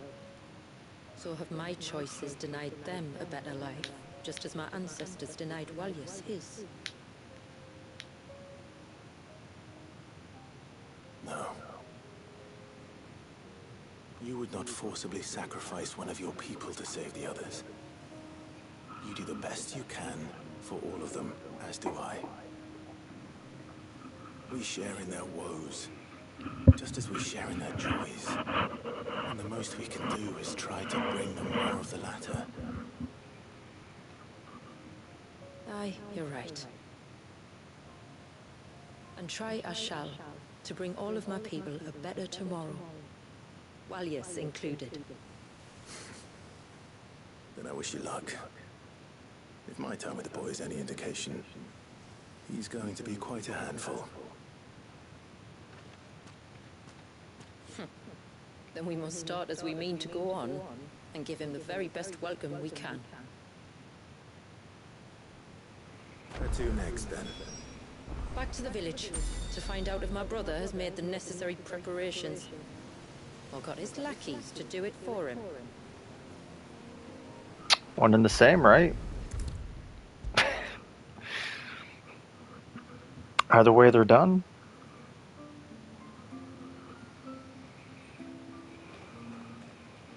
We have the holy water. Is everything else in place? All ready to go. Told you could count on me. Then let us begin. Famiel, have your men summon everyone to the Witten Hall.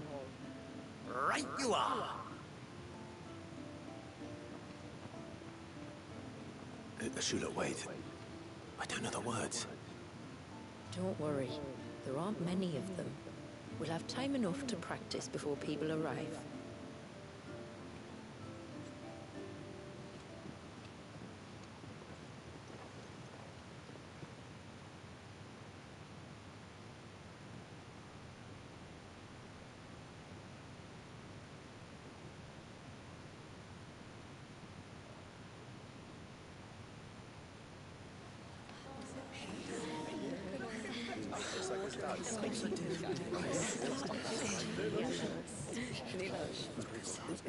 My friends, we are gathered here today to welcome this child into our community by the rite of immersion, as has been our custom since the first reign. As tributary, I would normally perform the rite with the child's parents, but Walius's mother and father returned to the sea long ago. So I and my brother Famiel shall serve as his family, while the one who returned him to us shall bear witness in my stead. Clive, if you would step forward.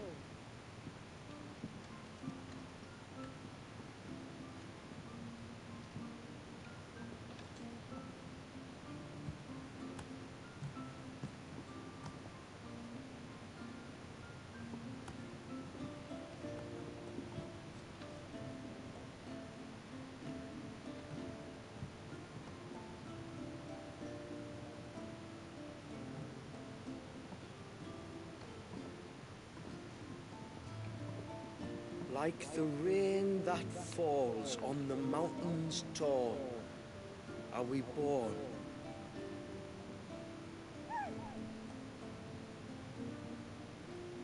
Like the river that flows through the valleys below, do we live.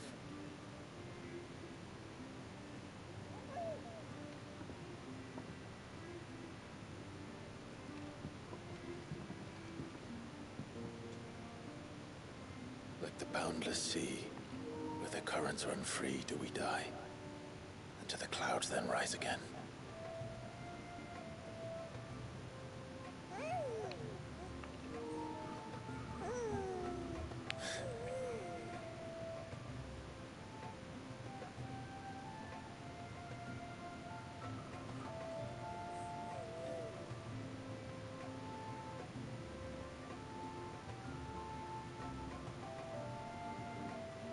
The circle of water is the circle of life. And today, from the heavens falls rain anew. This child, Walius, now joins our stream, and he shall flow with us, from the mountains to the sea.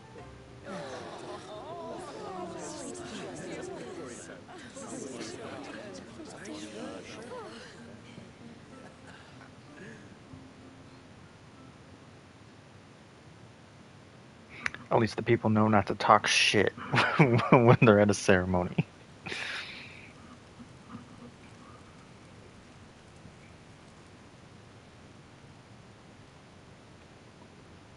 You played your part to a T, Clive. I said one Thank sentence. you. It means a lot to us. I was honored to be asked. And terrified I'd miss. Now that you're part of the family, young Walyas, my lad. Uncle Famiel can teach you the ways of the world. Oh no, he can't. Eh? Don't be so hasty. Your brother's knack for self-preservation might serve him well. Ah, you are never going to let me live that down, are you?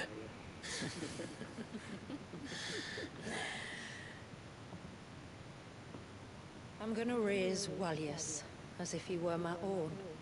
Teach him everything I know about life, our people, and our past. But with all the mother crystals gone, he will grow up in a world without comforts. One where we only have ourselves and each other to rely on. I'd say your people are better prepared than most to survive in such a world, Shula. To thrive, indeed. Under your guidance. Only if nature continues to smile on us. If we were to lose her gifts, we'd be left with nothing at all. Yes. But it needn't come to that. Not if we can stop the spread of the Blight. So long as we can save a single patch of soil, we can plant the seeds for a new world. One where we can all be free. Perhaps then, we might finally be able to step out from behind our curtain, eh? Till that day comes, I wish you good tide. Thank you. We should be on our way. Well, you be careful out there. Aye, you steer clear of trouble now. Likewise.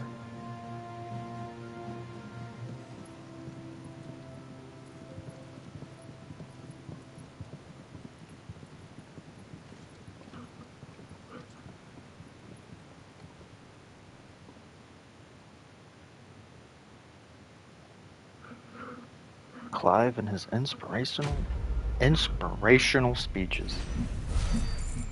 The water of life instead of the way of life. Ha ha ha. First rain talisman.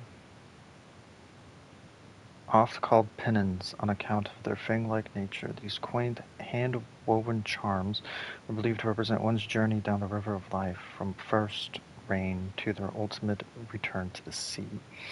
Every Mysidian receives dozens of talisman at their rite of immersion, with hopes that their journey is as long as it is calm. Oh, it's a curiosity. The water of the river represents life, and though its course may twist and turn, it always flows in the same direction.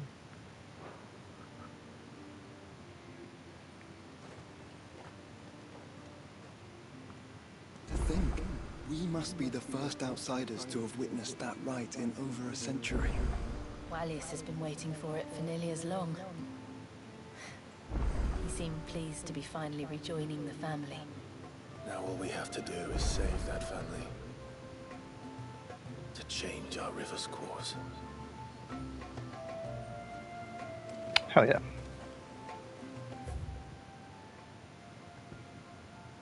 That should be the last. I don't know why they wouldn't just leave that for the trophy. Because it's clear that that was the last side quest of the DLC. So there was 5 side quests after you finish the main story of the DLC. There's more than that in general, but interesting that they didn't wait until you completed all of them. That's what I find interesting anyway. It's like, why not? Why 10? When there was 11. Why not just have it tied to all the side quests?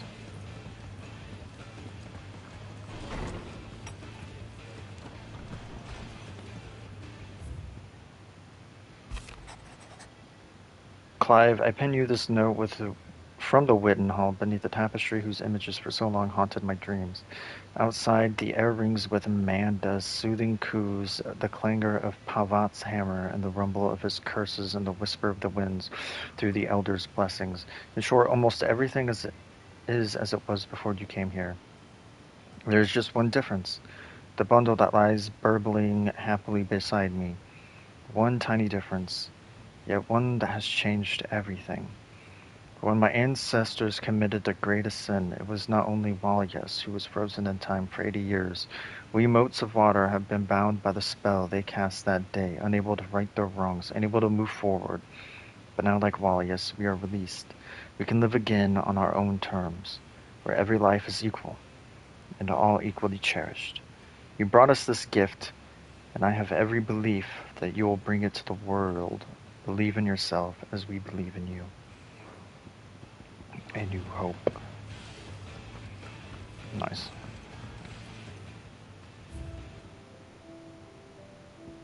What the hell was missing?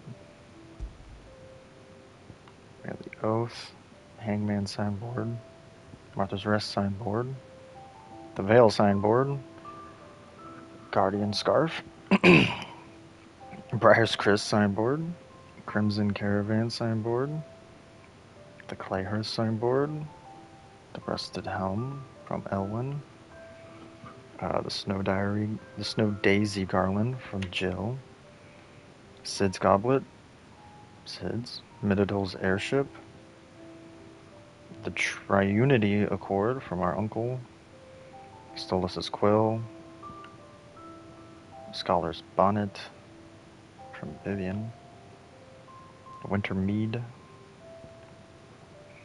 Medicine Chest, Continental Sensor, Martell's Apples, the Ambrosia Tech, Charred Sparring Sword, the Dusk Shard from Echoes, the Haven Signboard, and the First Rain Talisman. So there's just one missing. What the fuck is it?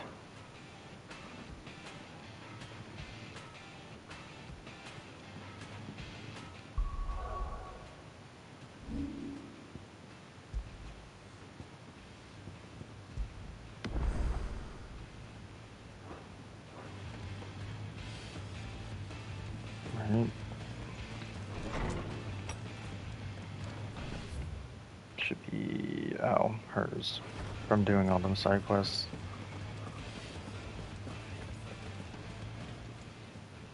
Clive. Ask about the no, browse. If you're gonna buy something, be quick about it. Oh. Come again. Or don't. I'm not much bothered either way. Look, I thought I didn't have it.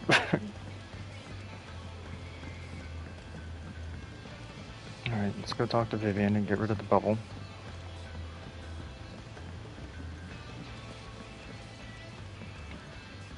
What will it be today? What is it that you wish to learn? Here's the latest information I have. Yeah, the Rite of Immersion. That's probably what it was. Thus ends today's lesson. Yep.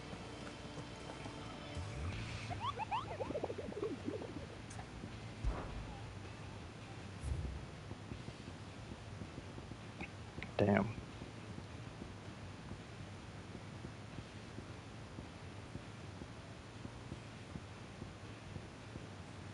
Honestly, I think my favorite one was the Behemoth King. Thinking about it.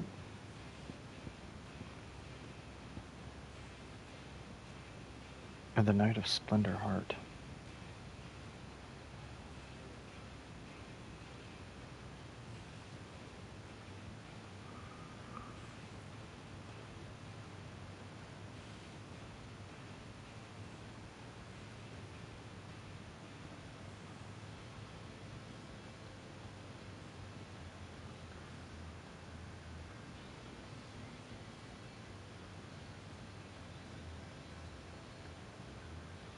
Interesting. I thought it was Dion's dude. I don't know. I remember him saying something about Dion.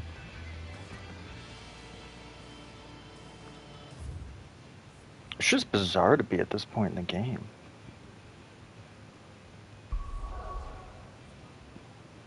After 2 years of slowly slogging through it, to finally be here is insane.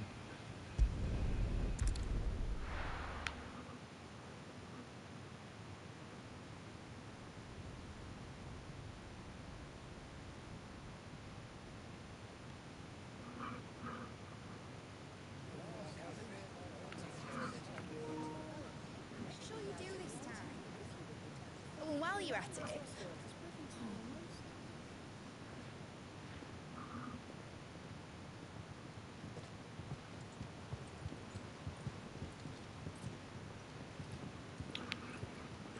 Clive, if you see me dad up there, Tell him we were right to leave his legacy with you. Tell him he'll be in the front row. There's no way he'd miss this. Well, behave yourself, Mid. We'll see.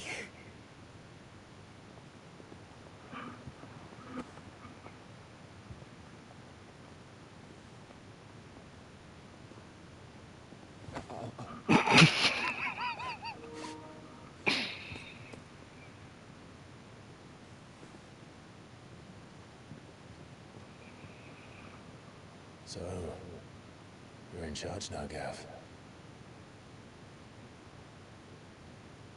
And what does Taya have to say about that?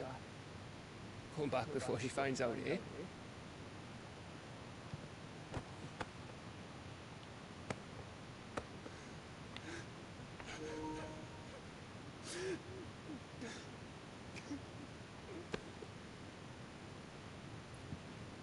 Thank you, Yote. I'm sorry. Your Grace, I shall pray for your safe return. That's kind of you. But you should pray he took his medicine. I didn't spend all night grinding herbs for his lordship to leave them on his nightstand. Again. You needn't fear, Lady Taya. And thank you. See that your brother comes back in one piece. Or, at most, two. Any more and you can heal him yourself. I'll keep that in mind.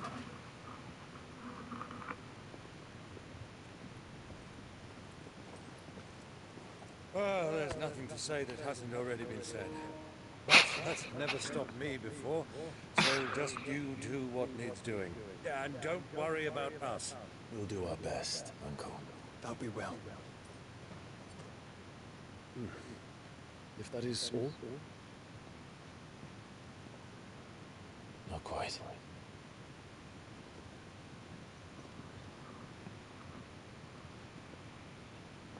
Jill. It's time, isn't it? It is. Take care of him.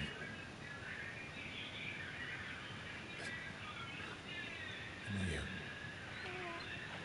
You take care of her too, boy.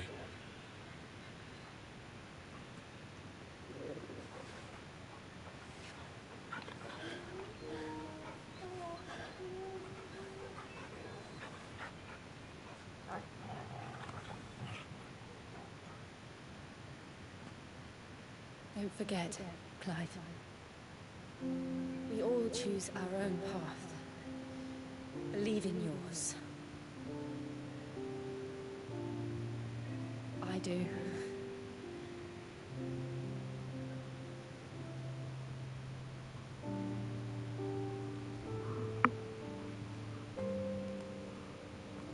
I'll be back. I promise. I love you, Jill. He said it.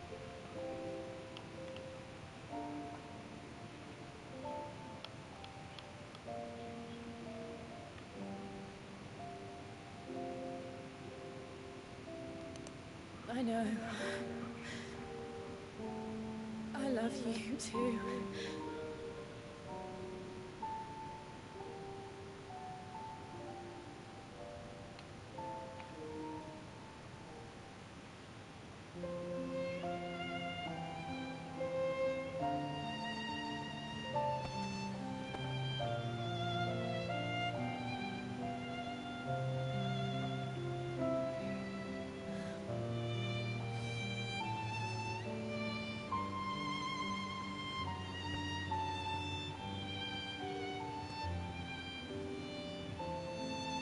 Oh.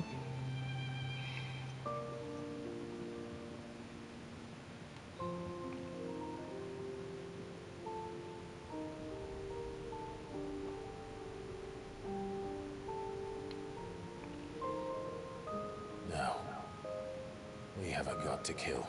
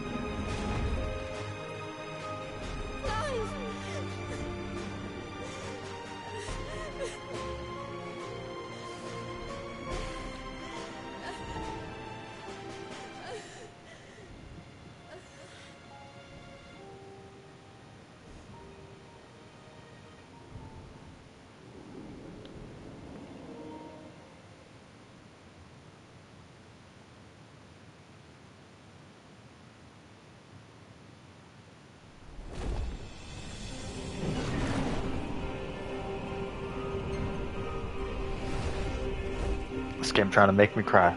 Fuck.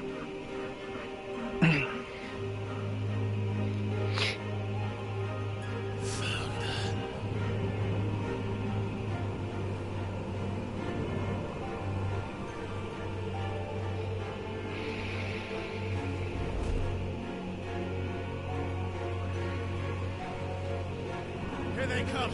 Hold on, Joshua. Already am.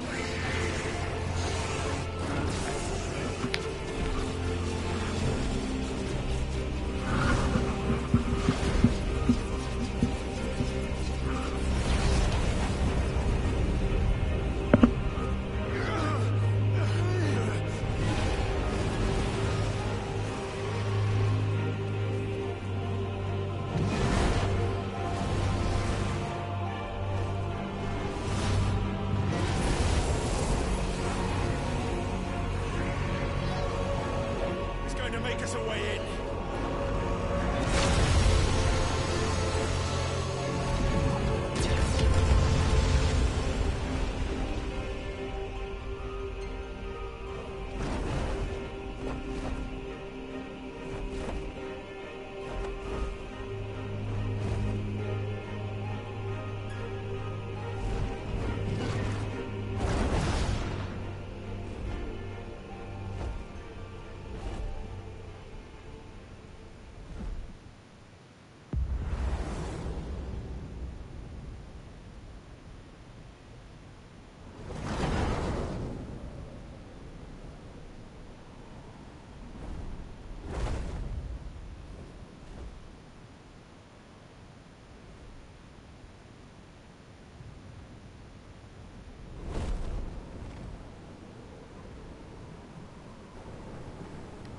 So, this is Origin. A far cry from heaven.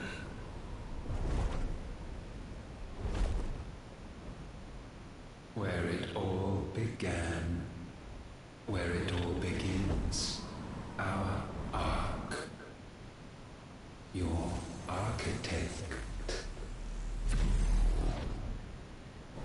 There you are. It was here that we slumbered, here that we waited for centuries, clinging to our decrepit shell, for fear that we might have need of it once again. What's going on? But you have come at last. Where'd the sound go? Oh. Did I turn it? I turned it back, didn't I? Yeah. Well, somehow I turned my headset volume down. It's my bad. There's 3 of us, and 1 of him. Let's make it count.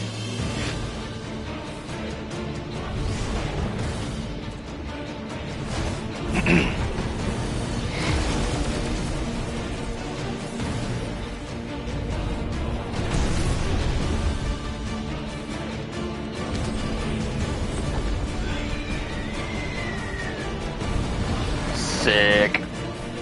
Dominance. We will show you what it means to suffer.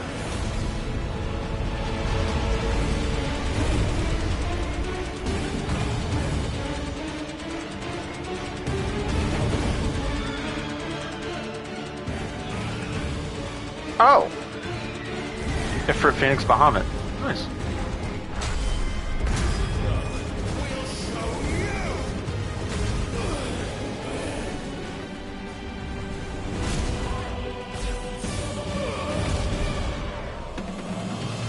Rude.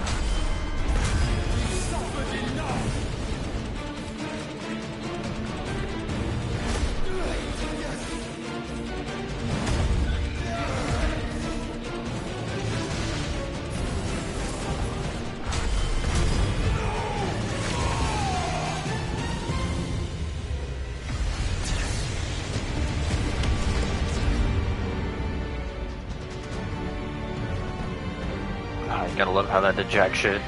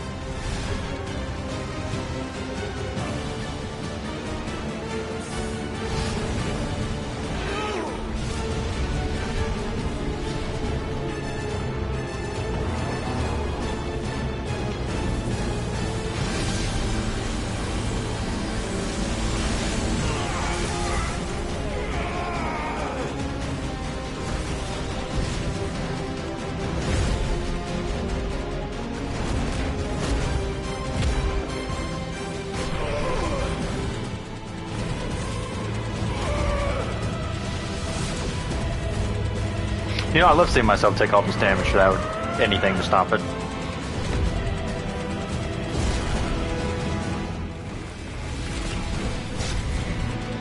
Bro, what? Why the fuck did they change the button?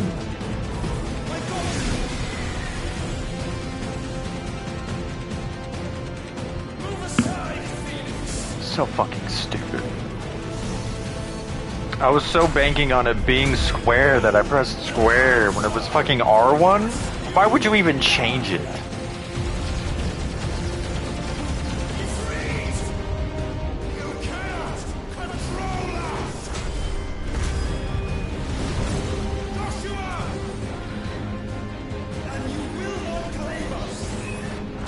Yeah, I don't know about that one. You guys have already lost like 3/4 of your health and there's not been a damn thing to do to avoid it. Although, to be fair, a good chunk was that. Because R1, really? Revelation. This is gonna be the square?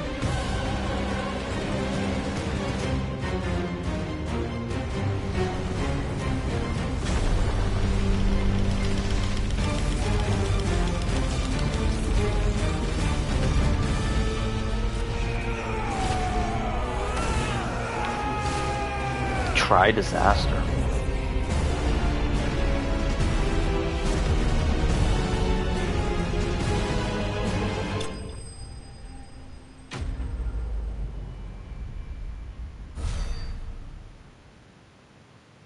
Cool.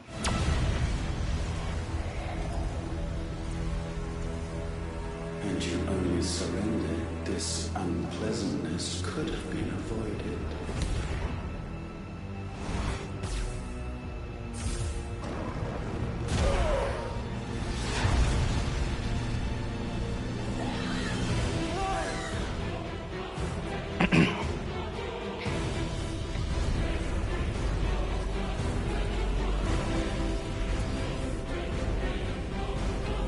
Thwarted my ass.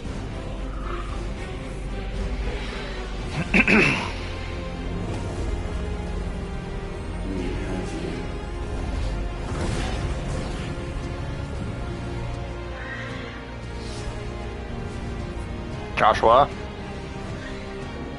don't be an idiot.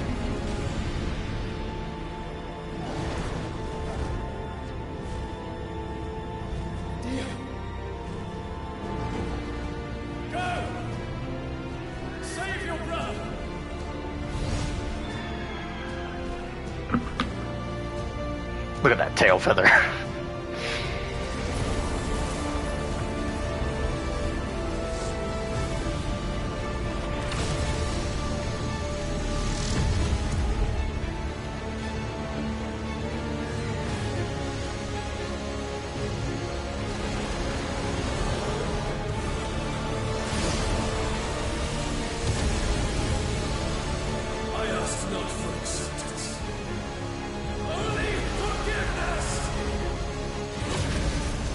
Oh.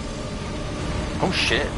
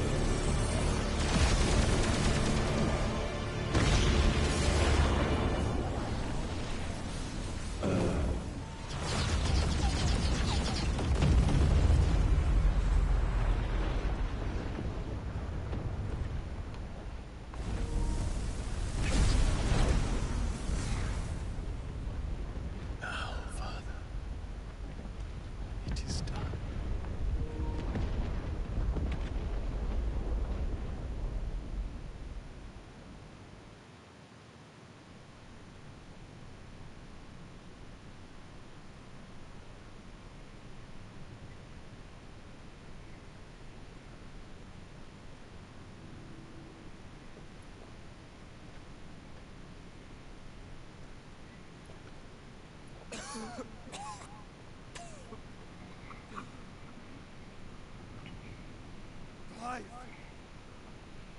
Clive!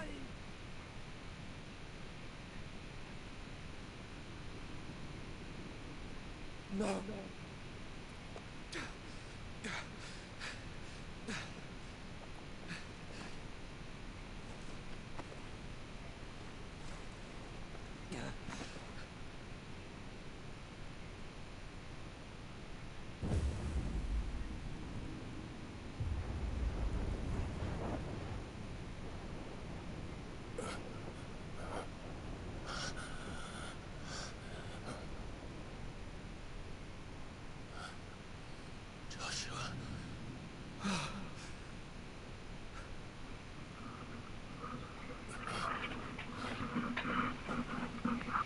Thank the Founder.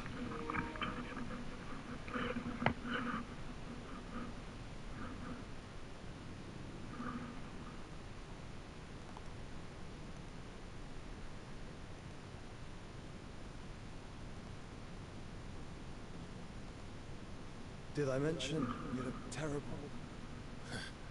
That makes two of us. Oh, I'll be alright. And Dion.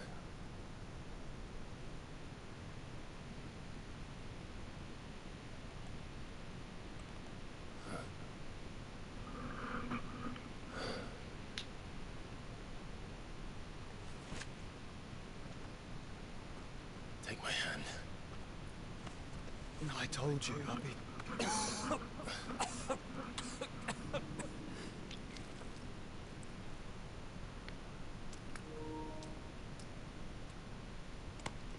Come on. Thank you.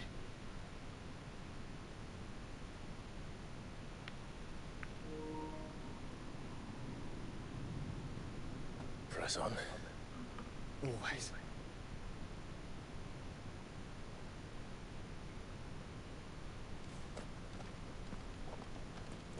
I swear to God, these two better not die. Like, I knew Dion was dying. There's no way he wasn't. One of them had to die.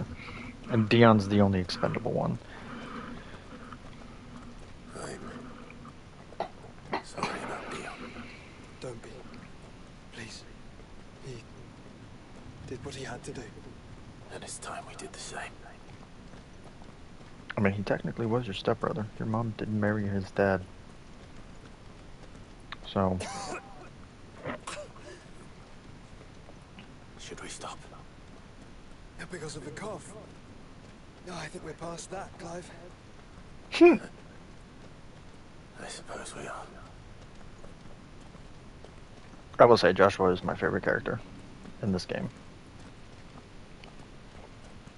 Like, overall, as a general character, he's my favorite. I think Gab's the most entertaining, though. So empty. We're close, aren't we? It, seems that way. But I don't want to think what could be waiting for us in there. Then think instead of those waiting for us at home.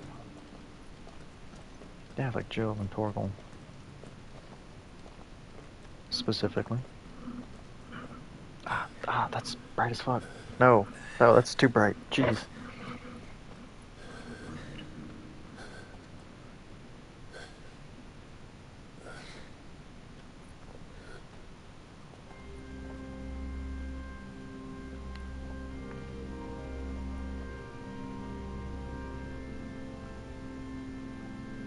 Clive.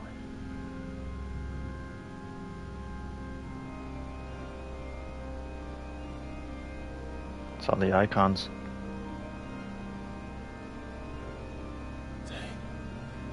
They can't be. But they are. This is the Nexus. A wellspring of life. Yours and ours. As we watch the world stumble slowly to its dark end, it was here we pledged a new beginning. And now, with the ether we have harvested, I shall raise my kin from their eternal slumber. That together we may usher in a new age of reason. This was never about creation. Only self-preservation. You condemned an entire world so that you alone might escape death. Alone. Him. Alone. Clive. I think I understand. He...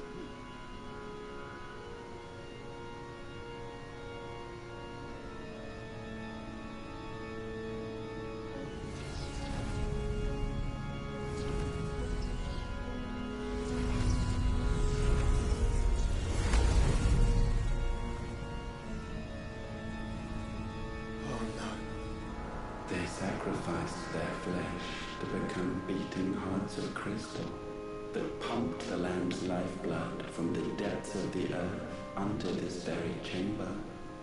And thus would they labor still, long after their work was done, had you not set them free.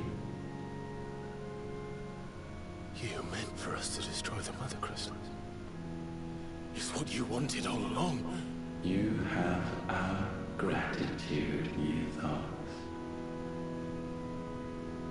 In this you have served us well.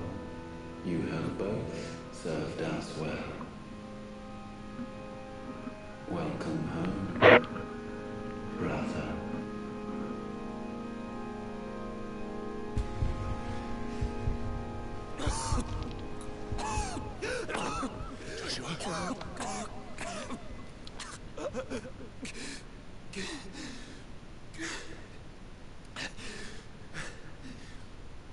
I thought it was me, but it wasn't my grasp that grew weaker.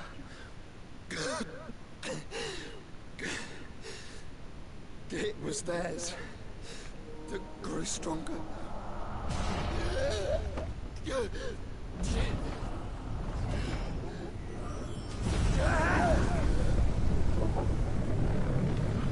What?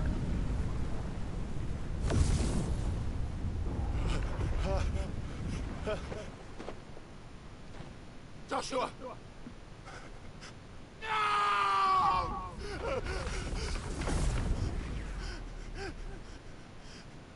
And now we can become one.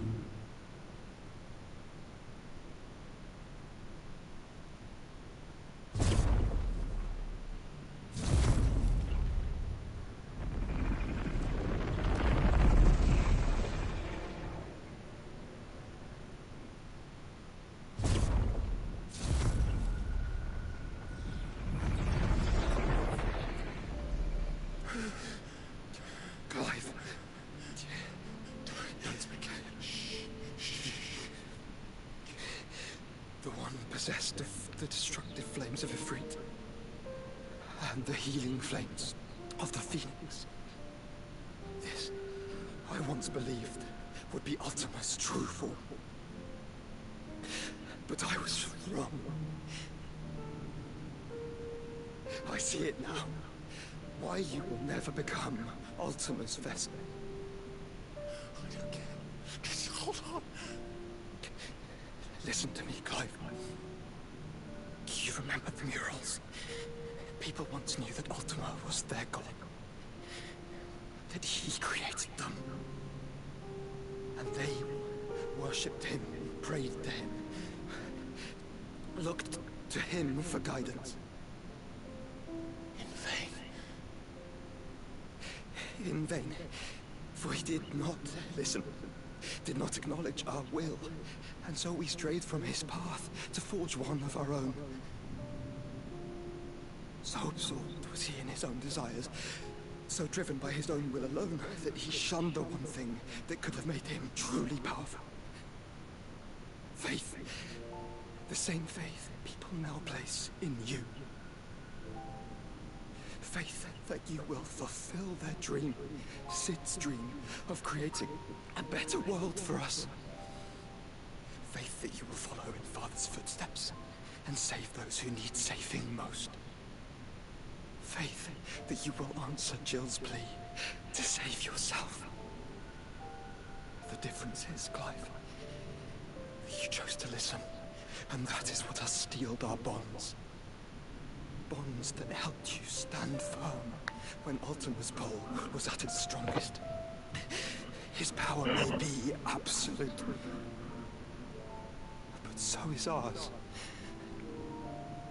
And so will yours be. With my light in your heart, not even a god might stop us. Joshua!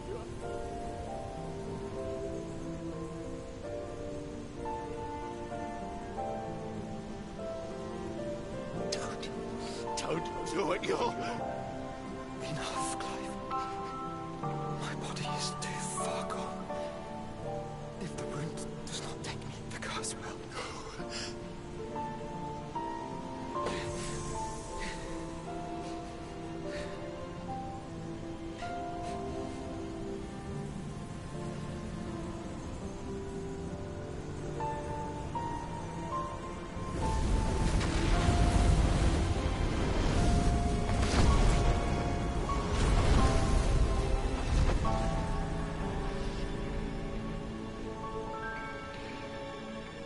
I have always been proud to call you my shield.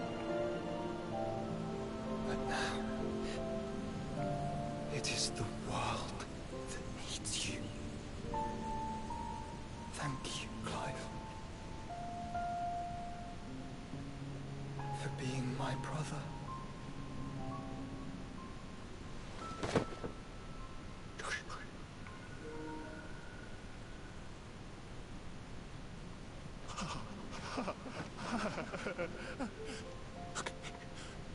Look at me, Joshua.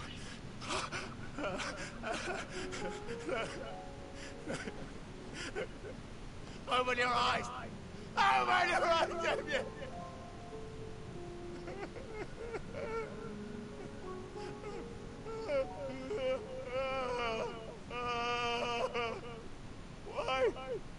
Why did you do this?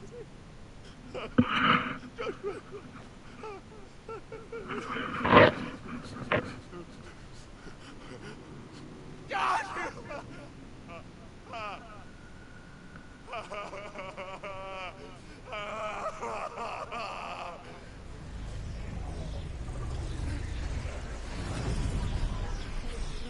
And thus does the final piece fall into place.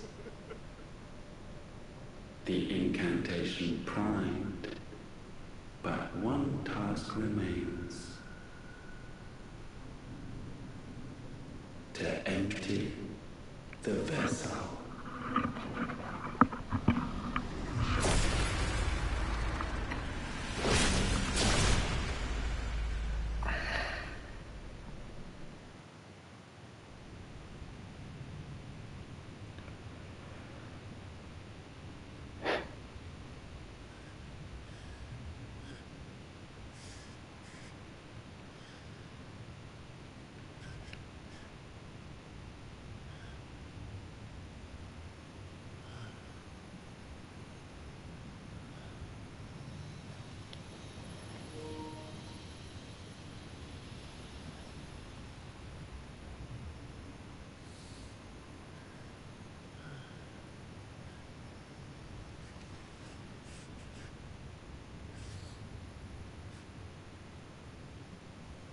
Still here. With me to the end. Even now, you would deny the inevitable.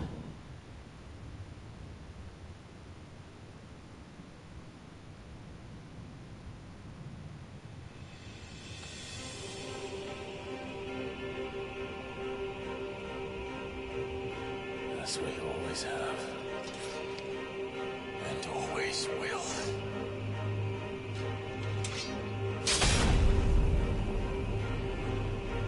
On this, my sword, I swear, to shield the Firebird's flame forevermore.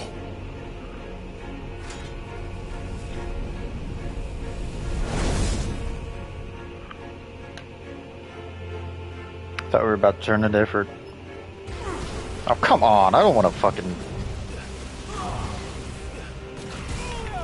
Okay, well that was stupid as fucking shit.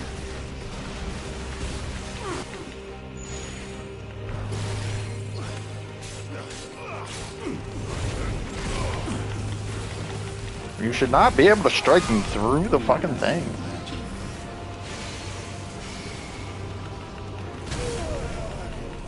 How the...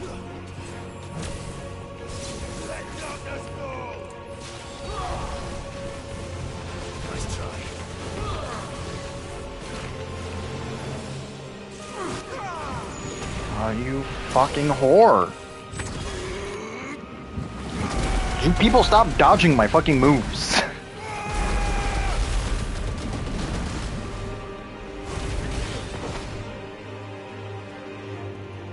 Countless centuries have I waited for this moment. This moment in which I might revel in my creation. Only to find it profaned and soiled. It must be cleansed.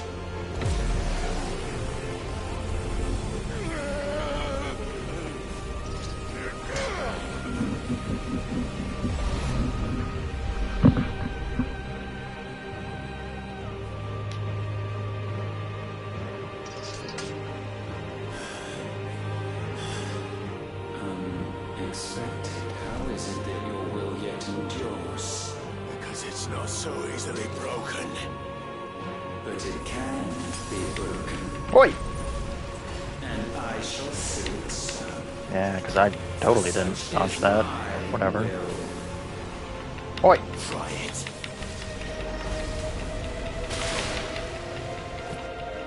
How the fuck are you supposed to dodge that?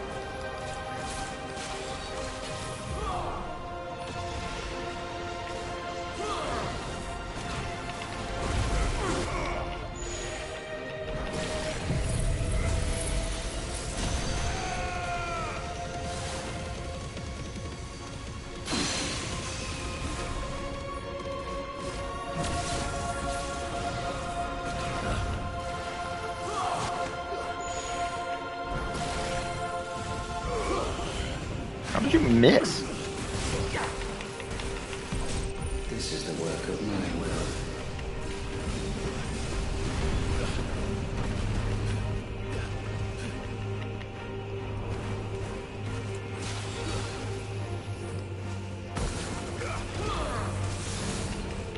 Boy. Smite. Oh. Because I...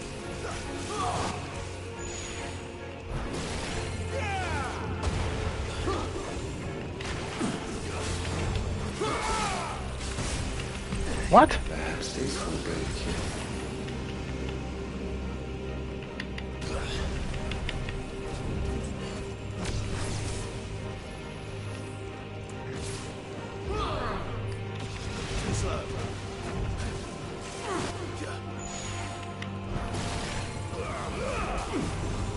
Stop being too far back.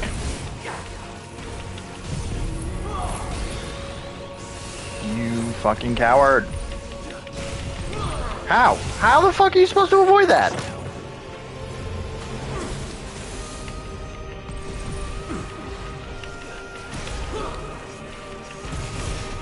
Yeah, because I'm not pressing R1 game. Fuck you.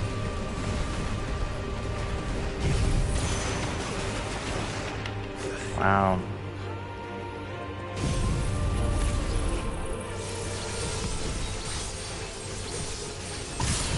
No, didn't expect this to get him.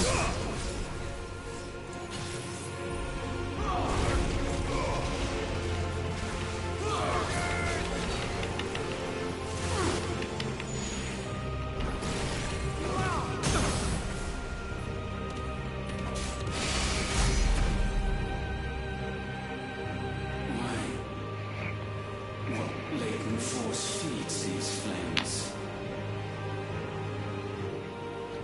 I sense more here than mere will. Is this Logos? Have you truly become free? No, I forbid it. You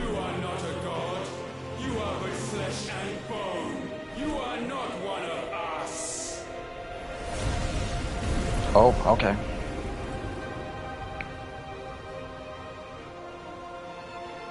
I created you, all of you. And what is mine is mine to destroy. Once, perhaps. But we are no longer yours. Our flames are our own, and they burn as one! Oh, you're really gonna make this a tap square?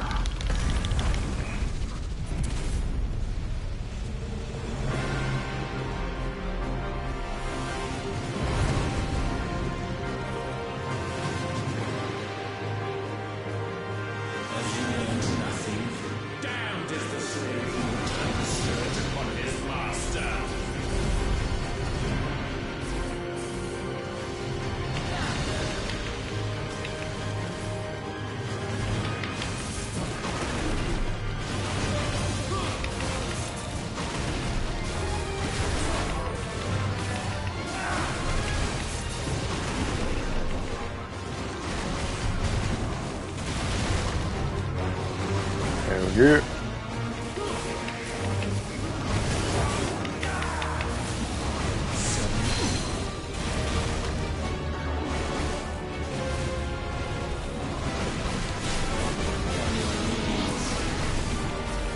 Oh shit.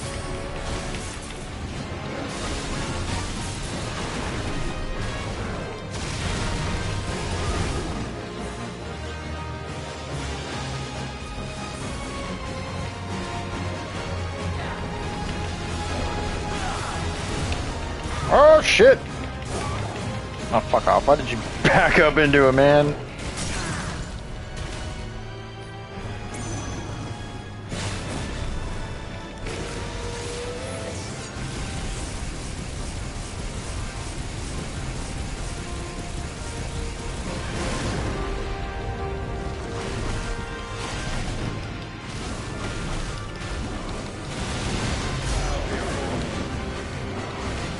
No, don't know what the fuck that is, don't know what the fuck that is, don't know what the fuck that is.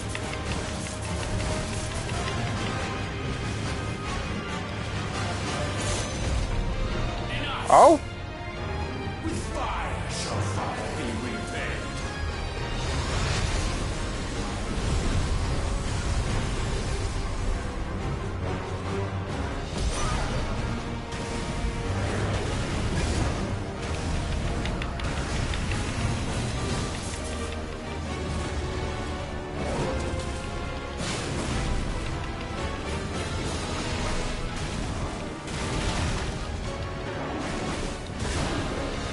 Fuck off, dude.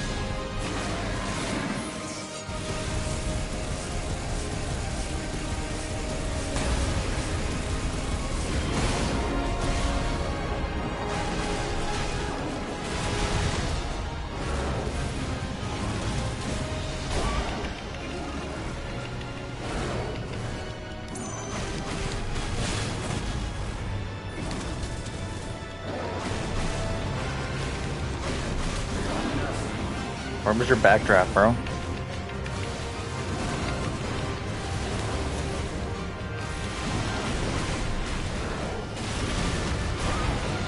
How the?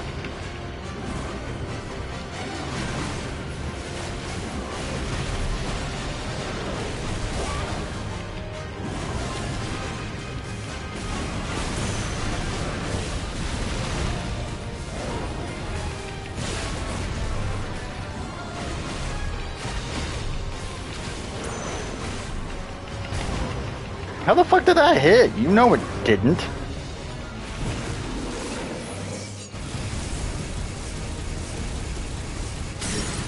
flames might consume mine.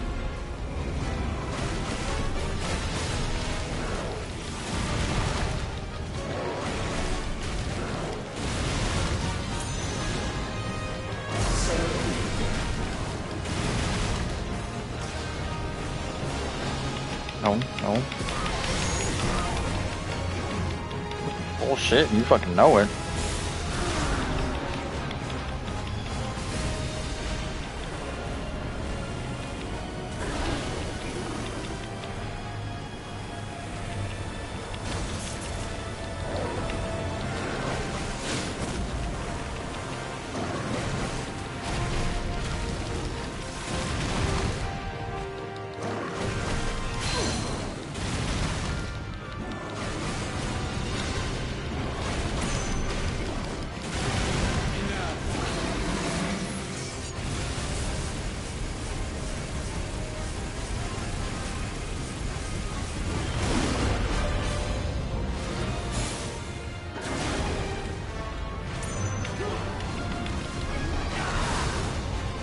Shit, why do I keep doing that?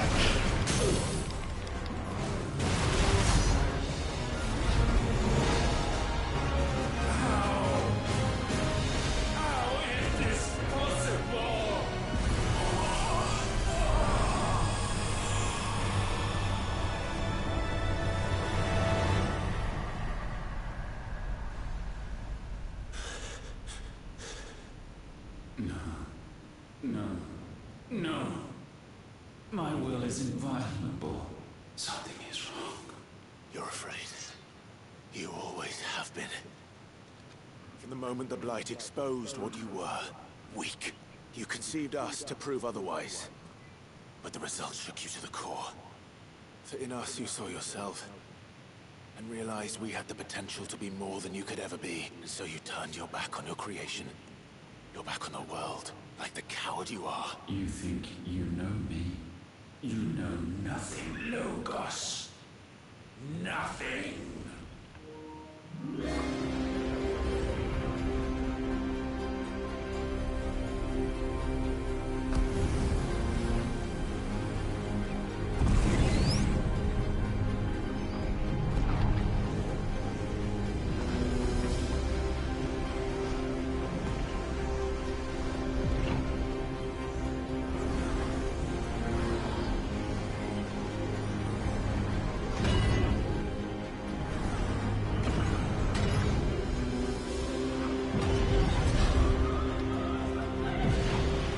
Okay.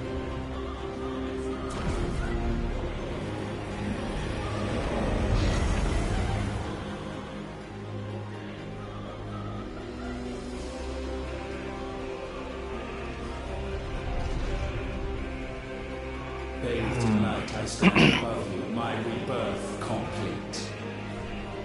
And you, for your defiance, shall pay the proper price. An eternity of anguish. Anguish. Pain. Suffering. You have known none of these. We have. So we know what they grant. They bring us together. And that makes us strong.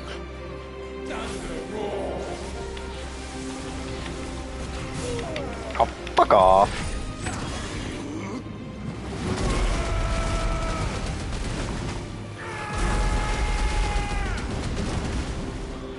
You would do that cheap-ass trick.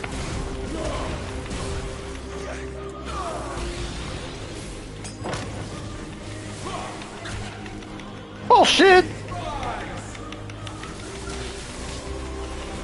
How the hell did that hit?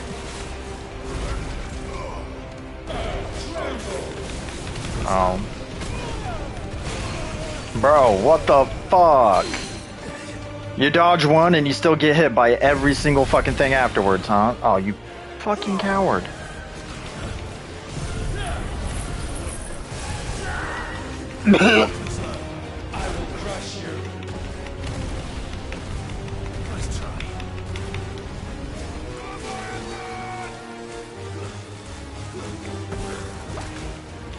Mister, I'm just gonna do you fucking pussy.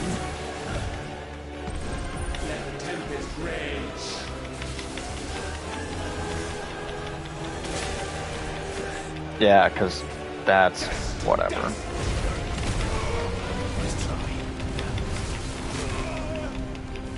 Yeah, cause that should have fucking connected. You fucking know it.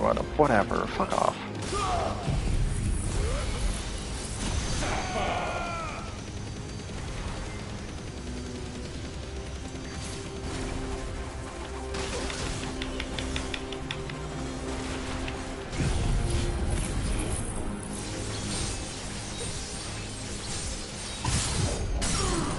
We got him.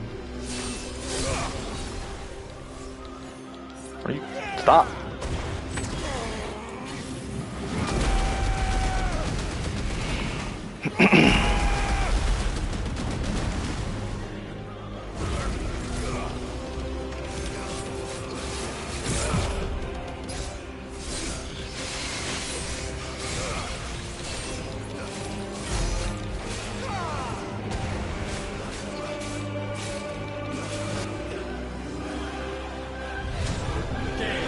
Oh, is that why I was doing nothing?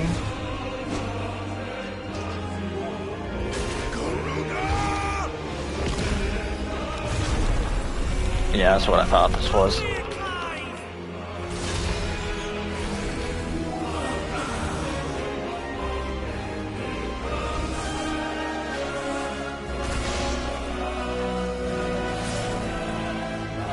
Remove.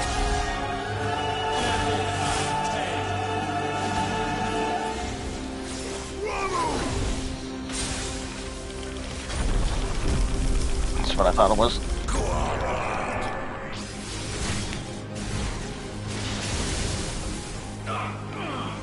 That was some pitiful damage.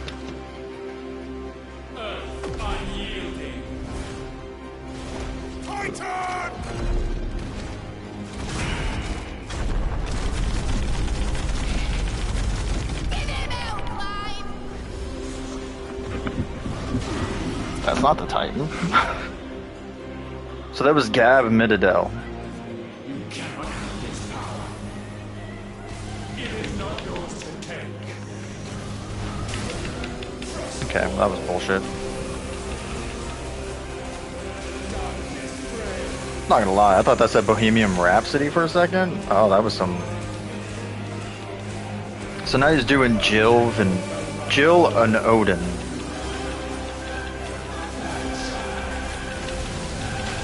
And Bahamut. Okay, I don't like how you're fucking...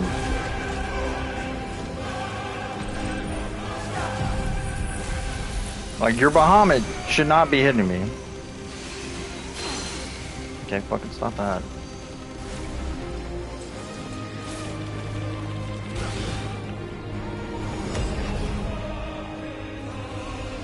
Bahamut's wings.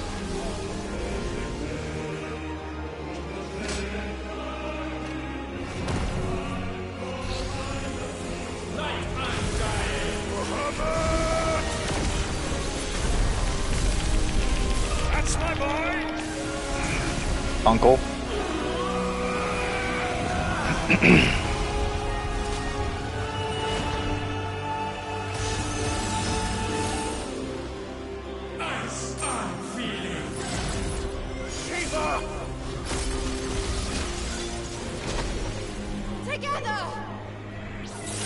Shiva do be dashing.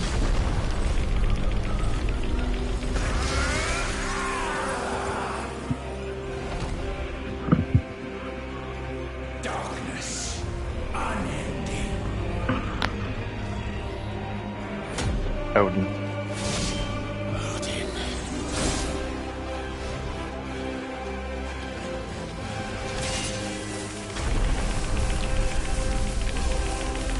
Onward, my son. Elwin. Daddy-O.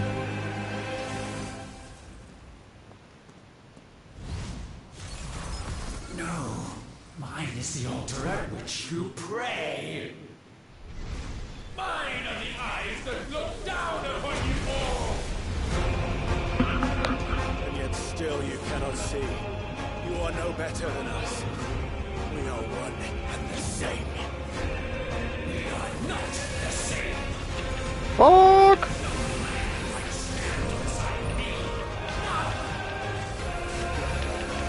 Oh shit, get out of that.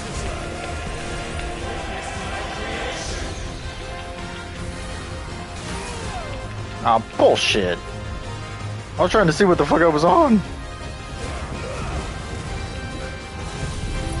Fuck.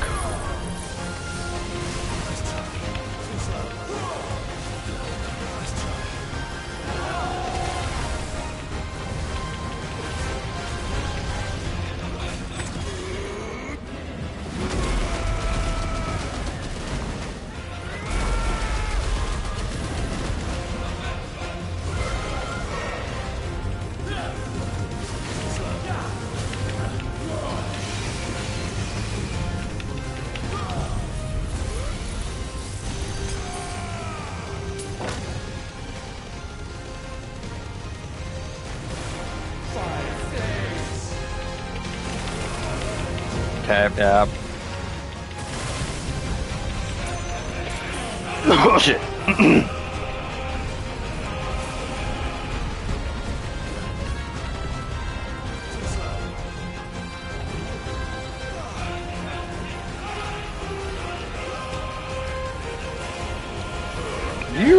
fucking coward!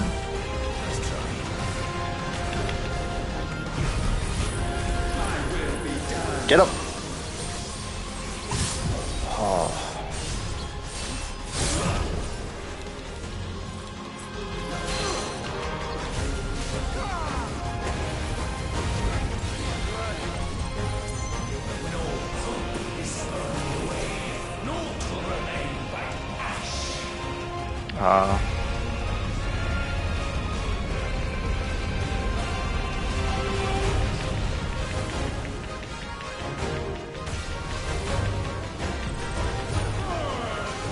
I was about to say, I can't see.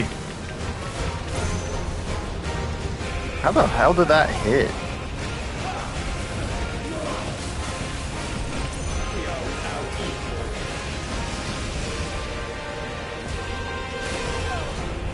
I was in the air. How the fuck is that supposed to connect, dude?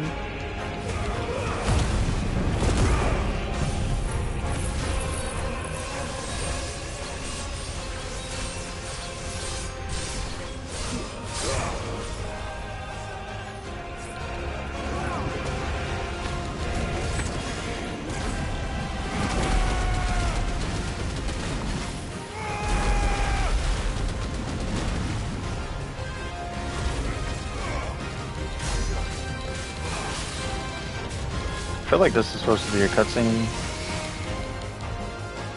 Yeah, because his AP stopped dropping, so.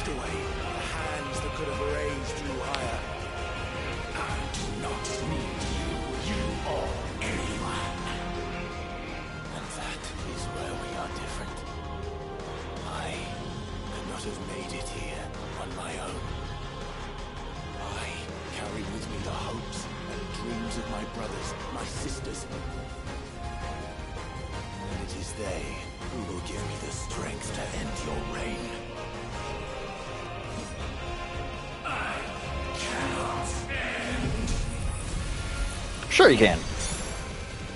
Just a good old Giga player.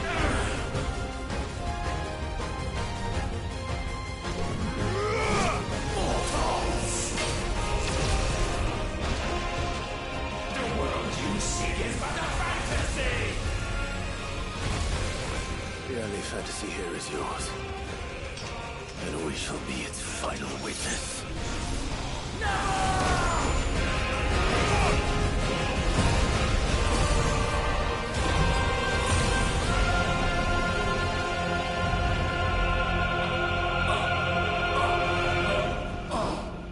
I said, it's over!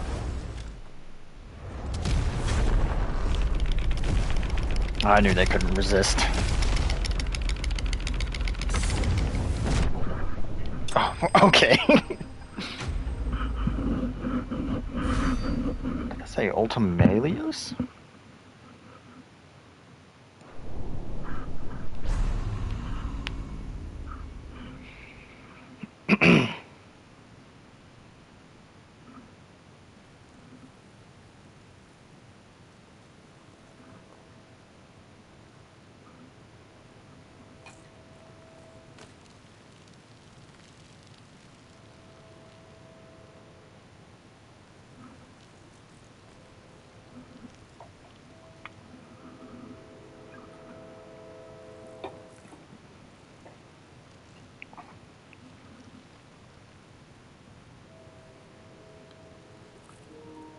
Tell me, what do you imagine will befall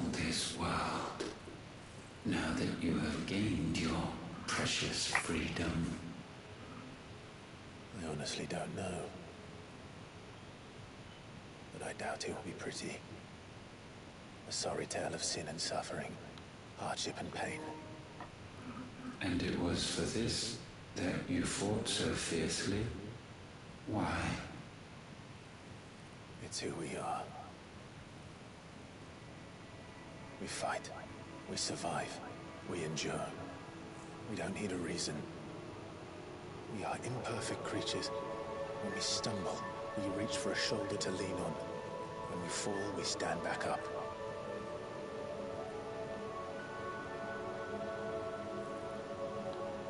We see the horizon, ever out of reach, and still we march on.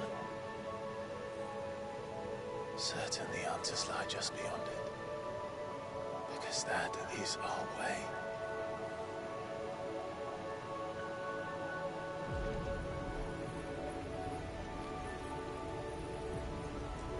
My congratulations. Relish this victory, knowing that you have but delayed the inevitable. Your world is already dead. May you enjoy an eternity on its blackened husk.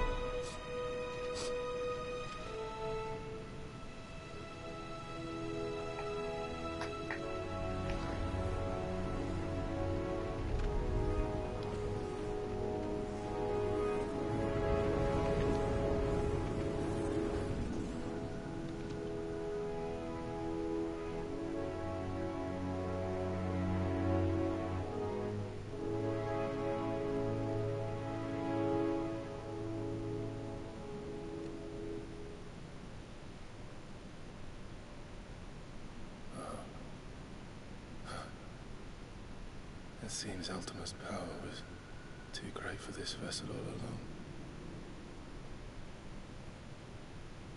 But while I have it, perhaps I can use it to set things right. And see Ultima's legacy. There is dominance, crystals, magic, consigned to the flames.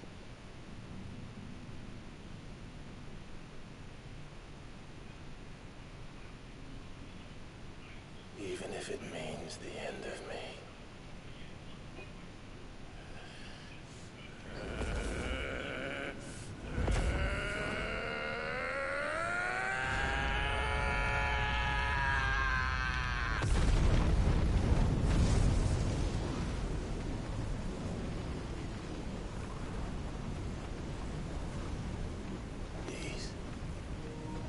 These are our terms.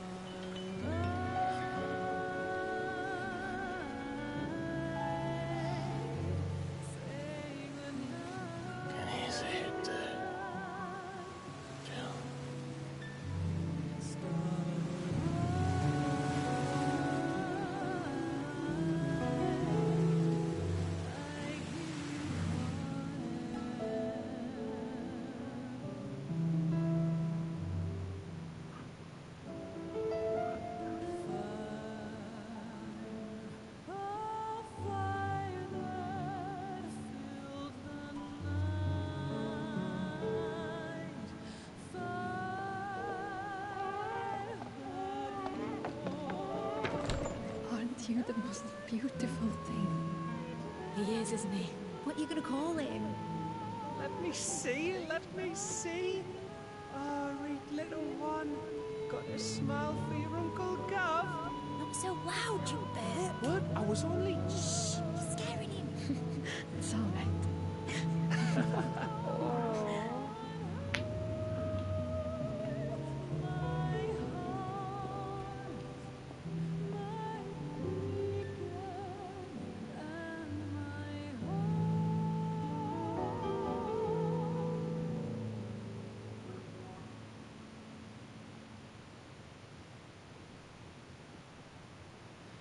A sky of scattered tears,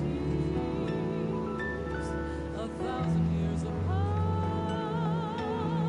Should they fade, I will not be afraid of the dark. If you need a rest, I can take it. Oh, gratitude to that.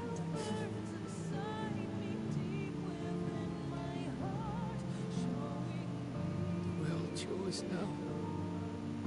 Yours to do with as you please. That's what Sid wanted. That's what they both wanted.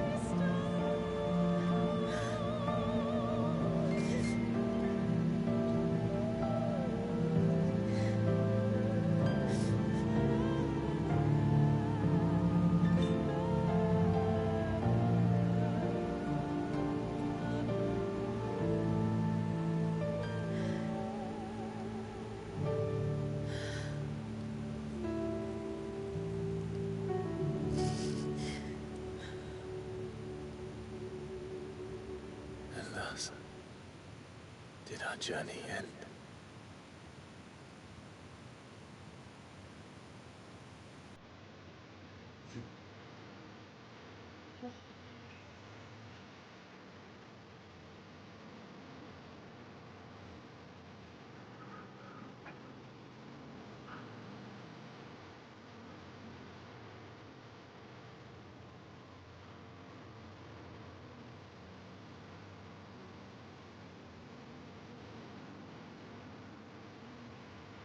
You know, I feel like they saw the success of the Plague Tale games and were like, let's replicate that with the tone. Super bleak, super dark. Never a true happy ending, but just small hope.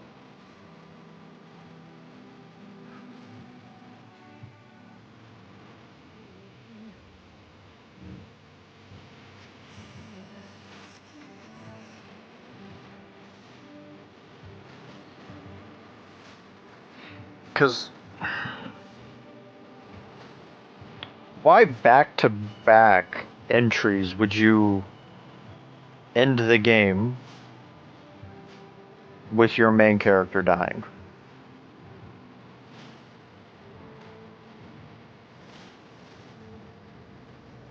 You ended 15 with Noctis dying, and you ended 16 with Clive dying. I don't know. Leaves a bitter taste. More so this one than 15. Like 15, it's kind of the journey's end.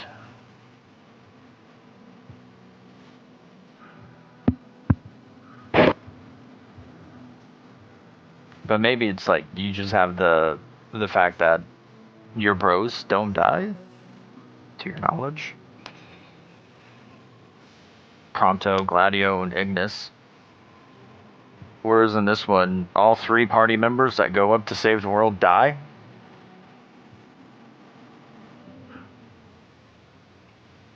I mean, at least they didn't kill Torgal off. Like, I'll give them that. They didn't kill the dog off.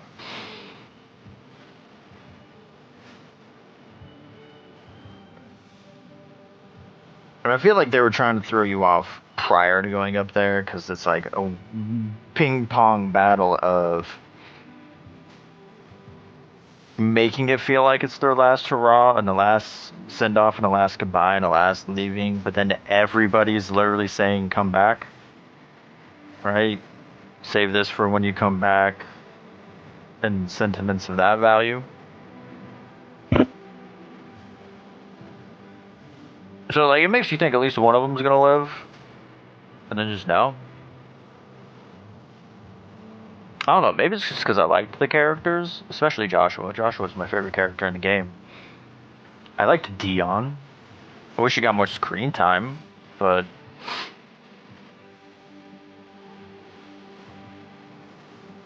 And then Clive's Clive. He's just a badass.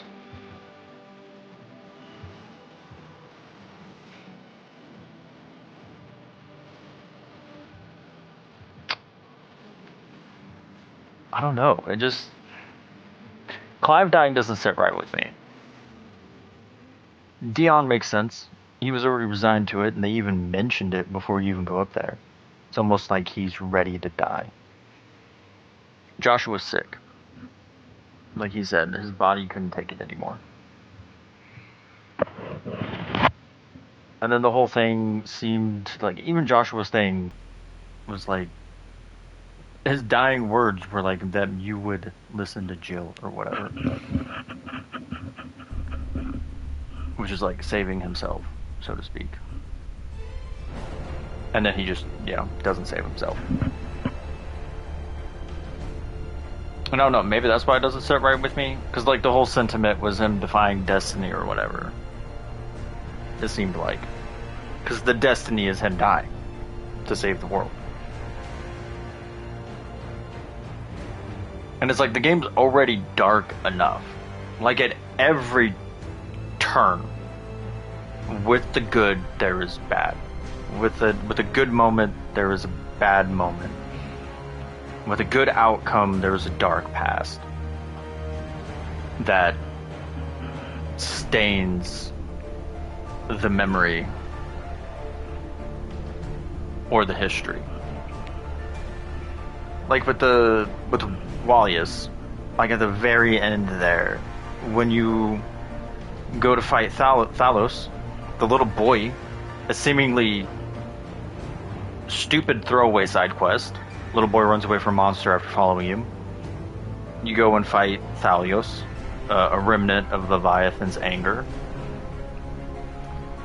And then when you come back and you talk to the little boy, they tell you that the reason why that remnant might have been there was because that's where Wallius' mother jumped off the cliff and ended her own life. It's like, damn. You made a seemingly innocuous side quest that seemed to throw away to just add a boss battle. A hunt boss battle in the DLC. And then made it dark. For no reason.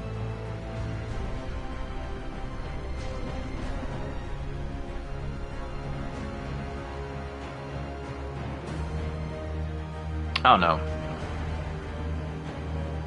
Like, I think the characters are well written. The story's, you're either gonna like it or you're not. Gameplay wise, again, you're either gonna like it or you're not. Like, I know most hardcore, like, Final Fantasy games, Final Fantasy players, fans, don't like this game, or 15, for that matter, because of the combat. 15's was overly simplistic. Right? It's very flashy, but very simplistic. And there was criticism in that game because they didn't use summons enough, or they didn't do summons in a very intuitive way. Like, it was very circumstantial whether you got the summon pop up to use it or not. It's not something you could just do willy-nilly like in any game prior. Like, you had to wait for the right environment and moment to happen within a fight for you to use it. You had no control. And I remember that being a criticism for 15, and then they kind of flipped it on its head in this game. In a sense where, normal things, you don't really have, like, the summons to summon, because you basically become the summon. And your abilities and powers are based off the summons you get. And the summons themselves, so you can interchange between whatever three you want. And then, of course, the other compensation was the icon boss fights. Which, for the most part, the icon boss fights are, gameplay-wise, the only things I really, really like about this game, in terms of like combat-wise, gameplay, whatever. Because the DMC style action combat that this game goes for, considering they literally hired the Devil May Cry 5 combat design person to help make the combat in this game, I don't like it. I don't hate it, but I don't really like it. I'm neutral. Because it's not overly fun in abundance. Like, in minimal doses, I can get behind the combat in this game. But when it's extended beyond its expiration date, it gets tedious and annoying and boring when you're just fighting normal standard enemies. Like, it just feels pointless. Now in bosses, it's another story. But I guess the other thing I don't like air combat. Like, I don't like aerial fight. Like, the aerial fighting in this game is, for lack of a better word, it's very bad. They're very hard to pull off and make it natural. It's always weird, it's always awkward, it's always clunky to try and do like an aerial combat in this game. Which is why when you run across them, it's almost better to just charge a shot, hit the air enemy and knock them down to the ground. Or use Torgal to attack them to knock them to the ground. Or just wait for them to attack you and dodge. Like, to jump and try and hit them out of the air is kind of pointless. Because it's very hard to get like a fluid, nice feeling air combo in this game. It's just very rare, far and few in between. Which is why your best bet is to just dodge and let them get close to you.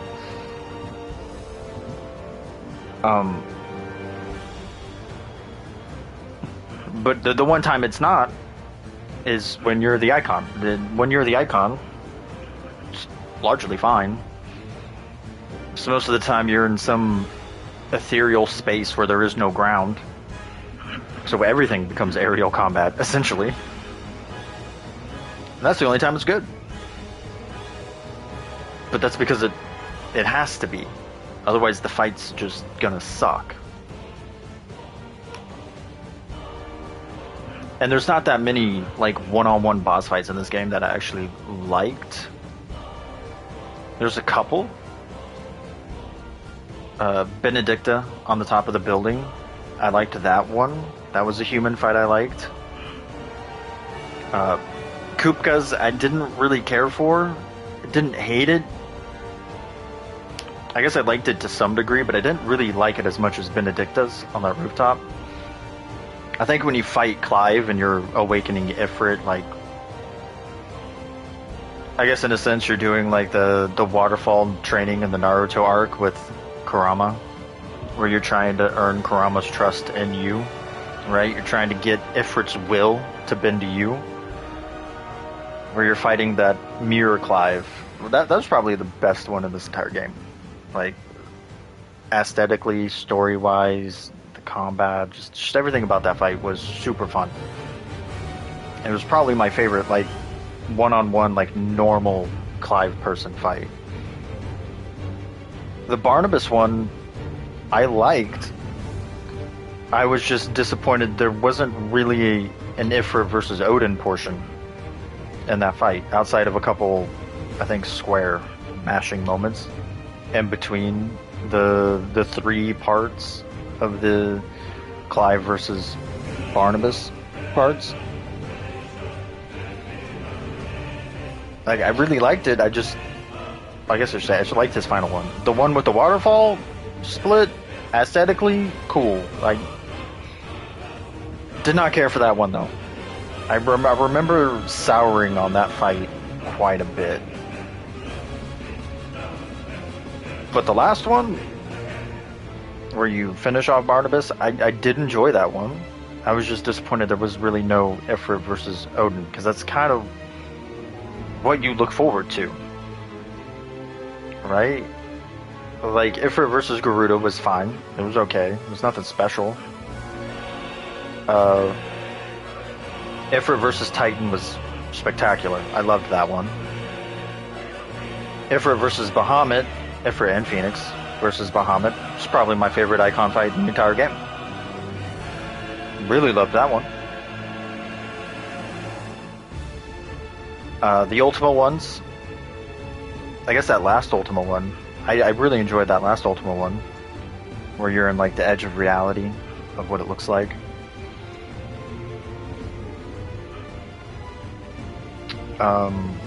Human-wise, and the DLCs, the man-made icon spider mecha thing,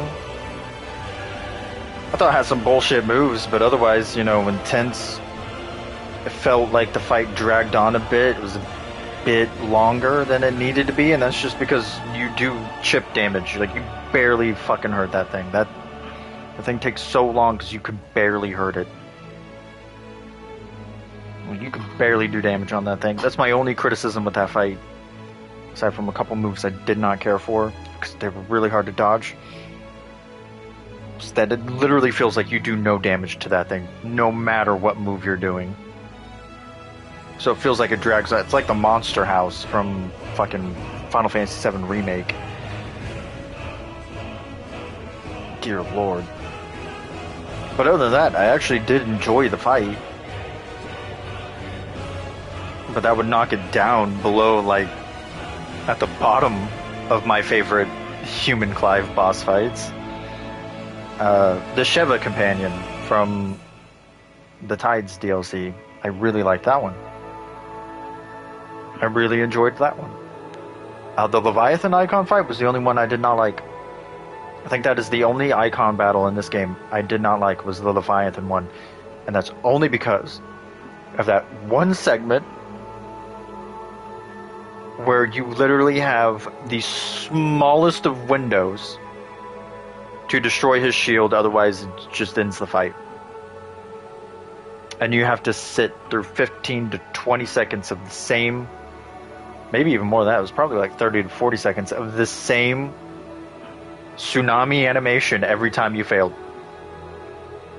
And the slightest of fuck up, the slightest of getting hit will ruin your tempo and prevent you from destroying his shield in time. Because the window is super, super tight. I am glad Ultima's in the final boss fight was more forgiving with its window. But if there was just like another minute on that stupid bar for Leviathan, I don't think I would have hated that fight as much. It probably still would have been my least favorite icon fight.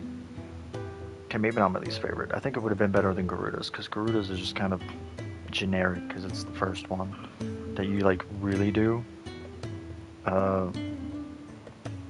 Because the second half of the Leviathan fight I did not care for, because there's 3 moves that are really hard to dodge, and it just, yeah, it gets bullshitty with his whirlpool vortex thing that is really hard to dodge. The thing in the middle that sprouts up that sucks you in, also really hard to dodge. And like the plants that make the waves, the light wave thing, there's like 7 or 8 or 9 of them, and you have to like jump, dash out of the way. But even if you jump and dash out of the way, there's still no guarantee you're actually going to dodge it. And doing all 3 of those moves within like close proximity of each other is like really, really annoying.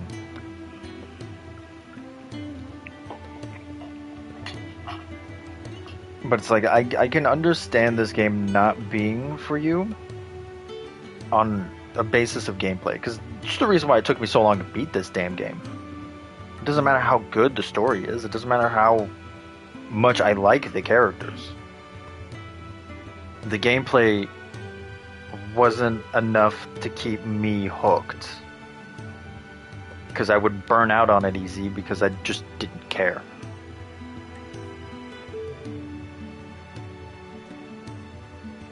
But I mean, that's just me. Like, I had no problem with 15's combat. 15's combat did not annoy me. And maybe that's just the fact that I like those characters more. I like Noctis's dynamic with his boys a lot more than I do Clive and his dynamic with his group. That's also because you play 15 with those 4 throughout the entire game. Whereas with Clive, you're jumping from people to people to people because you don't have a traditional party. Which I think this game probably could have benefited better from. It's like having an actual real party instead of just the guest character thing they do. I don't know. That's just me. Because it's very clear. Like, they had a clear party setup that they could have easily done. Because you have Clive, you have Joshua, you have Jill, you have Dion, you have Torgal. And if you needed more people, yeah, for a moment you have Sid who can come in and out. You know, up until, you know, the point of his passing. Minidol could have done something. Something weird. Could have given her, like, Riku kind of stuff. Gav is like a suitable person to be a party member.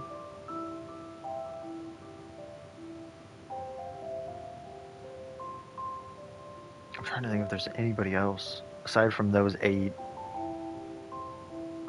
Because Sid's the one that could like come and that would like leave midway through the game. And then you'd be stuck with 7 like main party members. But either way, like you had those characters that are all important enough that all could have been party members, like in a turn-based sense if they went that way. And it would have been fine. But they had to do their guess thing. Which works for an action game, I guess. Where you're jumping from one continent to another.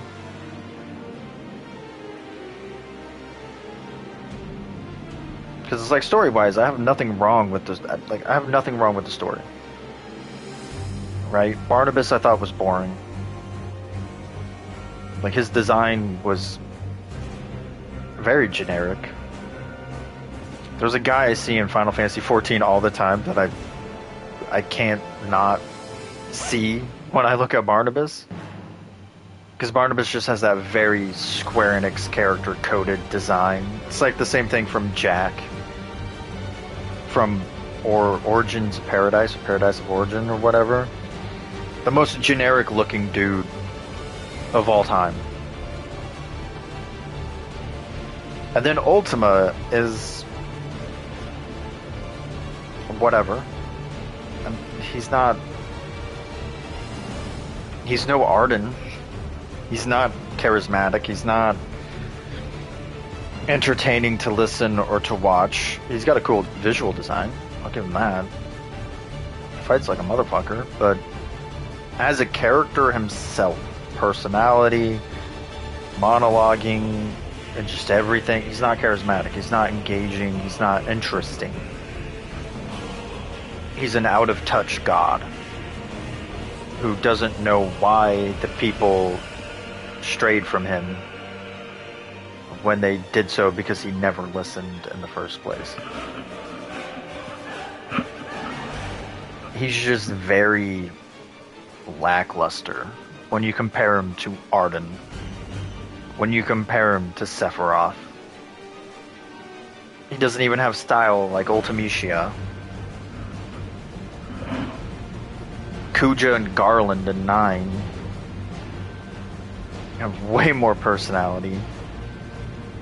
And maybe that's the point. Ultima has no personality. He's an out-of-touch god who just wants to preserve his lineage and wipe out his creations that he saw were biting the hands that fed him.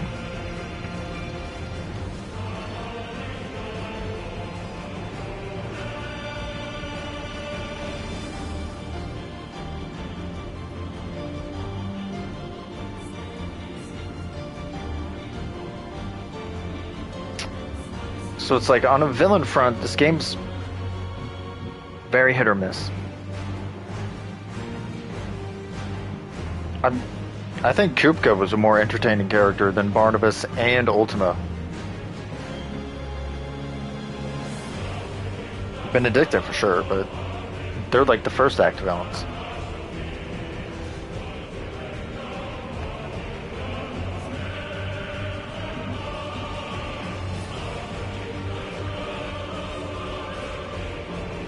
But that being said, I think where the game truly shines is with Clive and his personal relationships with the Hideaway. Whether it be Gav or Midadel or Jill or Joshua or even Dion to a little degree. I know Joshua and Dion seem to have more history and a better friendship than Clive and Dion, which is evident by the fact that Dion keeps calling him Ifrit. Then you have Cairn, who's a really good character, Hippocrates, Vivian, Tarya, like all the side cast members from the Hideaway, like all have a good dynamic with him outside of the main ones.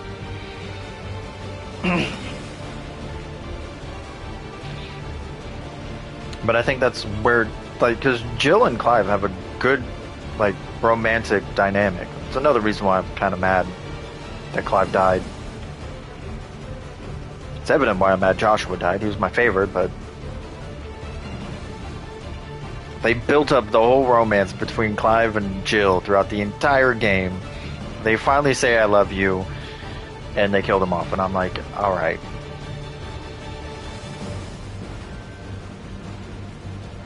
It's like, this is not a fun game to come back to. This is not a lift your spirits up kind of game in terms of that moment or that way. But I mean, the message overall is to be free, right? To choose your own destiny, to choose your own fate, to choose your own path and your own way of life. Not to be held down by class or by, you know, being a bearer, being ostracized, but to live amongst each other as equals and freely. Like he said, I don't want to be a god. I just want to be free.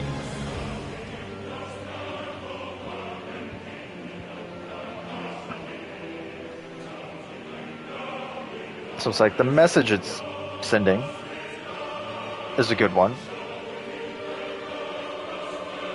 And it's more overall clear to a societal standpoint than like 15's.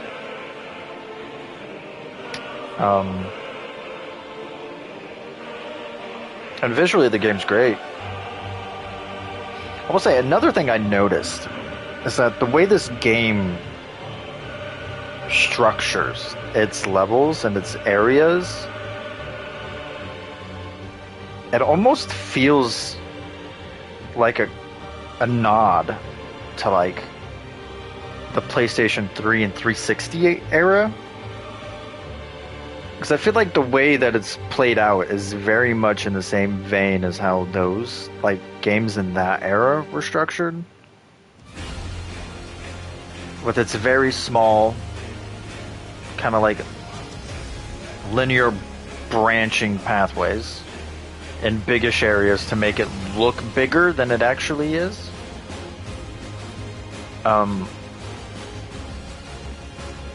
Because there's not that many areas in this game that I can think of that are like big open circles for you to just run around in. Like there's a couple, like the Velcroy, but overall there's not that many areas like that, because most of them are just like giant hallways or thin hallways that branch off to dead ends or small towns. So in that sense, it really does remind me of like an older style game. Because even 15 was like a more modern style in terms of its like world design, because it was mostly open world. I believe you had like the 2 segments, and then you went into the linear endgame, which makes sense. Even though I know a lot of people hate 15 from chapter 13 onward, especially when it came out, because that's when they ditched the open world in favor of just hammering the story to an end, which I didn't mind. It's like I feel like if they didn't do that, the game would have felt like it was dragging even more. It's like at some point they had to ditch the open world that you'd been messing around in. So you had the first half, the second half, and then you went to Altissia, the very Venice-like city.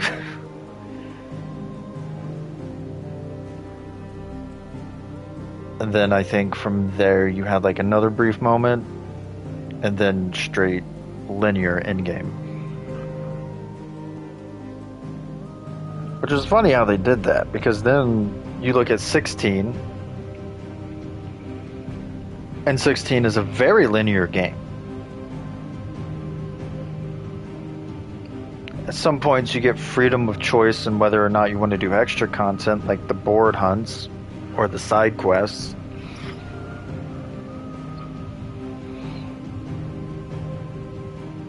But other than that, it's a very linear game. Which, you know, most of them are. I mean, 13 was linear. 10 was linear. I've never played 12. So I can't really say anything about 12. I do own it on PlayStation 2. I haven't bought the Zodiac Age remake, remaster. But I do have the original version on PlayStation 2. I got the Steelbook. I didn't know there were PlayStation 2 Steelbooks. It's the only one I've ever seen. So I don't know if it's linear.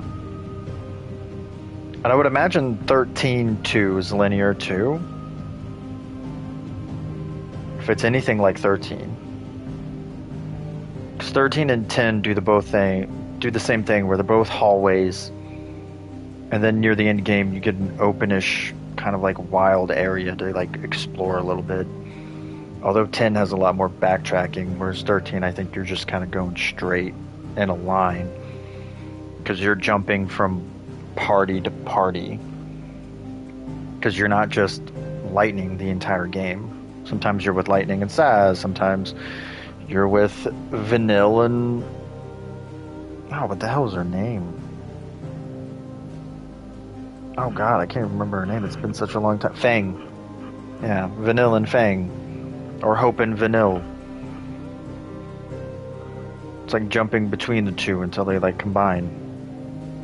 Converge.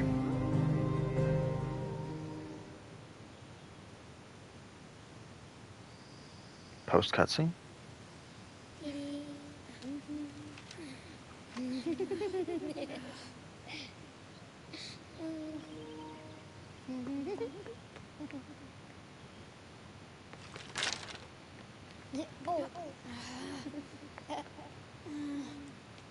Every time.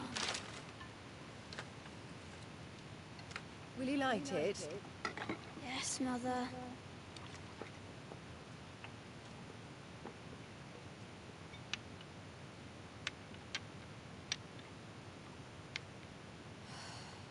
Come on. If only I had the flames of an icon. Icon? Have you been reading that silly story again? Magic belongs in fairy tales, and fairy tales don't boil kettles. You see? Well done.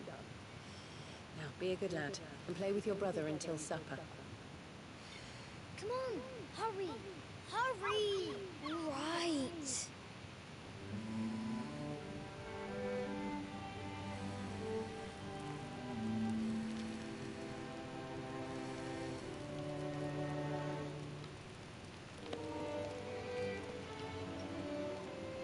Right, let's play the Saint in the Sceptry.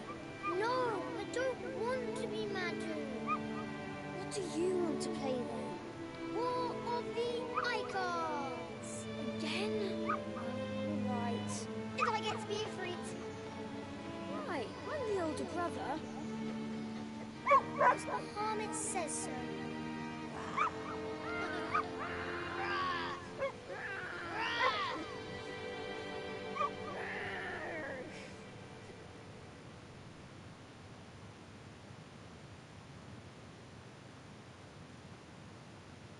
Okay, but when did Joshua write a book?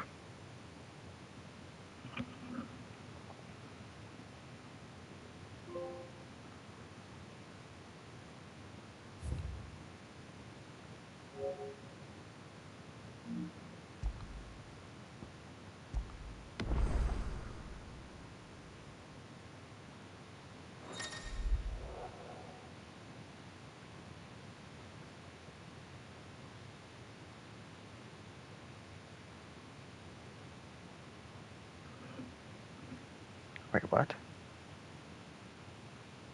Hadley's Artstone. New Artstone specific content can be accessed by either selecting continue from this menu or loading your newly created playthrough data.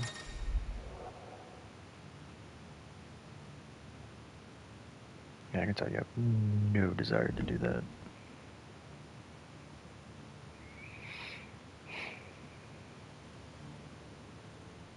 Increase player level cap to 110. Bro, I barely scratched 50.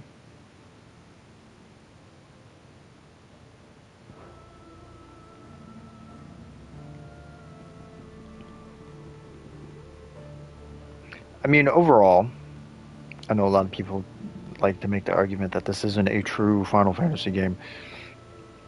I beg to differ. In spirit, it is. It's not traditional. I understand some people saying that they wish they would have made this game a spin-off. Or this style of gameplay. Not necessarily this game in general, but this style of gameplay, a spin-off. Instead of making this a numbered entry. And saving the numbered entries for the more traditional yada yada yada, because tradition trumps everything. I don't necessarily think so.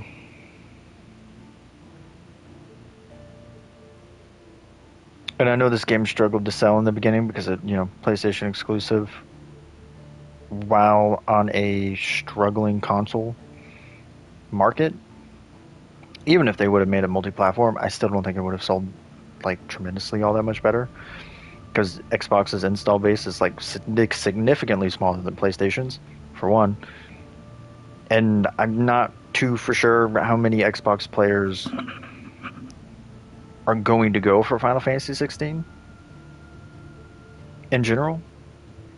Like, for sure it would have helped, but I'm not for sure it would have made like a huge spoke of a difference. Like, I'm pretty sure people would still be criticizing the game's sales even if it did launch on Xbox at the start.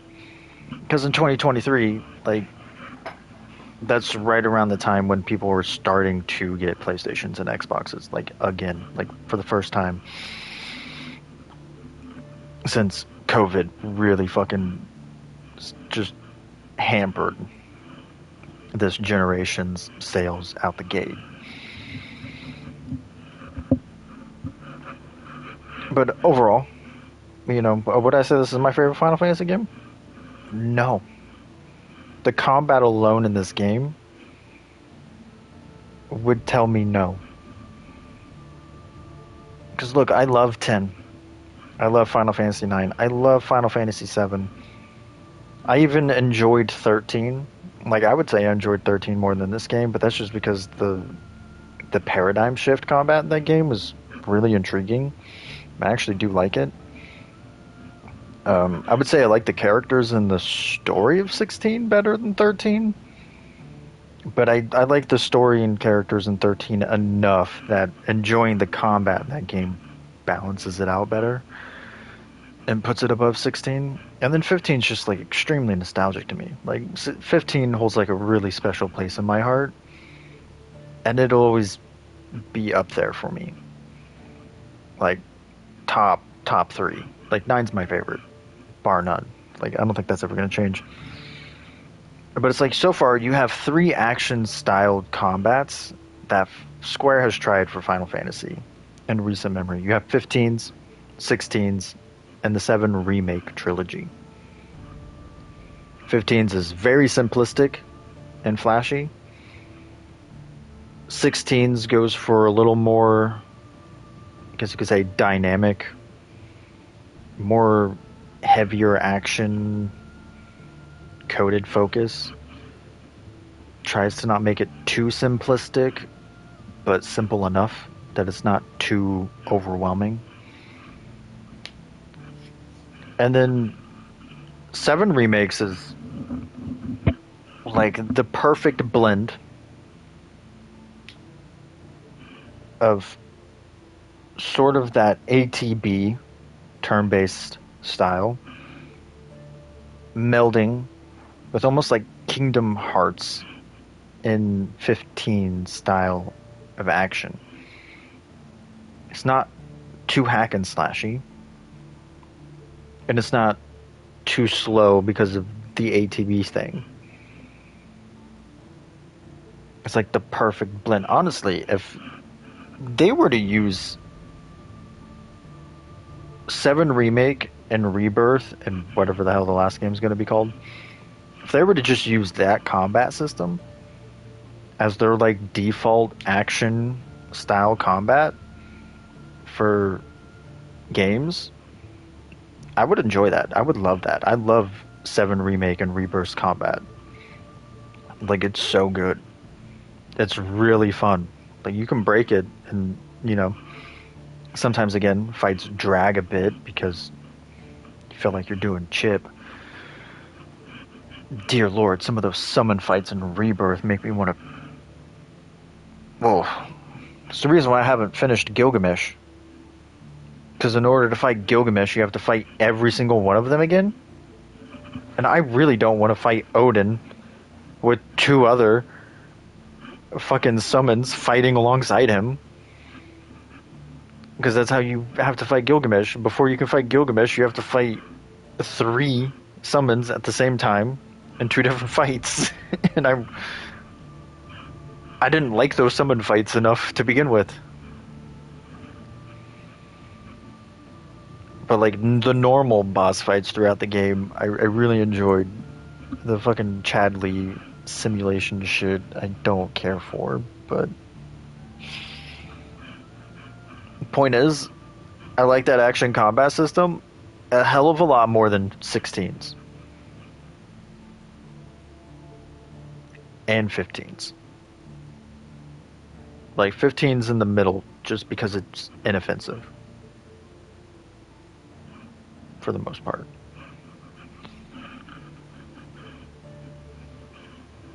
But it's like, I'm pretty sure my favorite would probably be 9, 7, 15.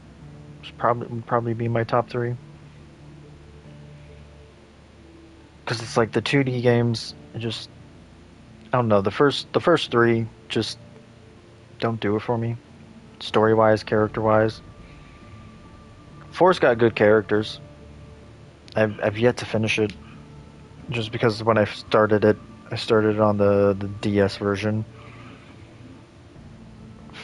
5's, I haven't started 5.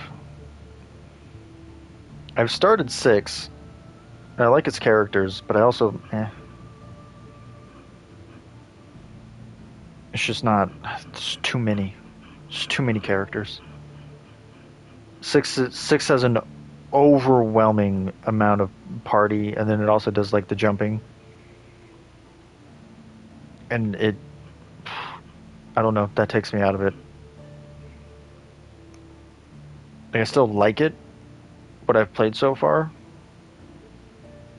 Since I bought the Crystal remaster thing or whatever for the Switch specifically. But I don't know, there's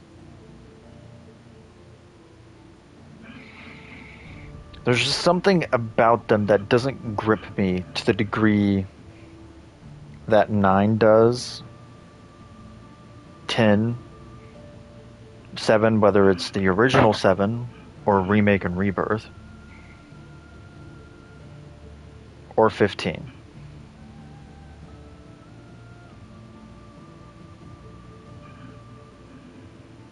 And And I might be one of the weird ones that likes Remake and Rebirth more than the original, but that's just also because you're getting more context, you're getting more character development, and the characters are just so much better, like, written and acted.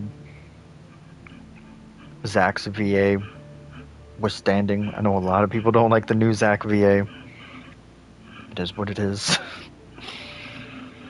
But now that I've finally finished 16, I am thinking about redoing 15 this year. Because this is Final Fantasy 15's 10th anniversary. And I've not played that game since it released. Well, I guess technically I have, but it's very briefly in like 2018. It's like the end of 2017, early 2018. It was after they added like their last like major gameplay free updates to the game, allowing you to switch between the characters and stuff, like in the base game without needing to have like the DLC, and then the buggy being able to go off-road. That was another one they added in a free update.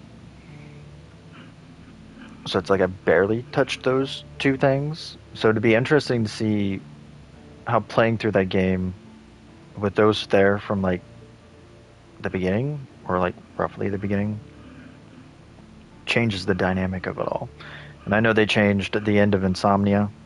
They really turned Insomnia into like an end game dungeon instead of a small like walk path, essentially is what it was.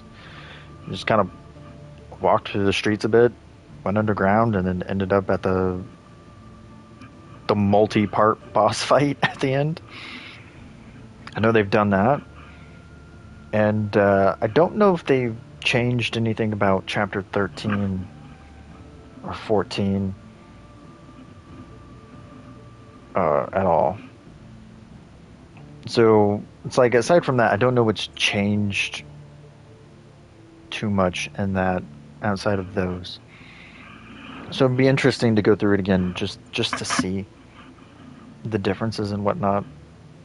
And just experience the game again in a different way than what I did back in December of 2016. Well, December to like, I think March. I think it took me like 4 or 5 months to beat it. And then they drip fed the DLC. I doubt they changed the DLC all that much, but I'll probably play through the DLCs again as you get to that point in the story.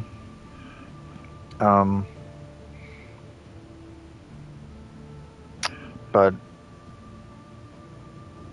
I still have to play Final Fantasy Silent Hill F.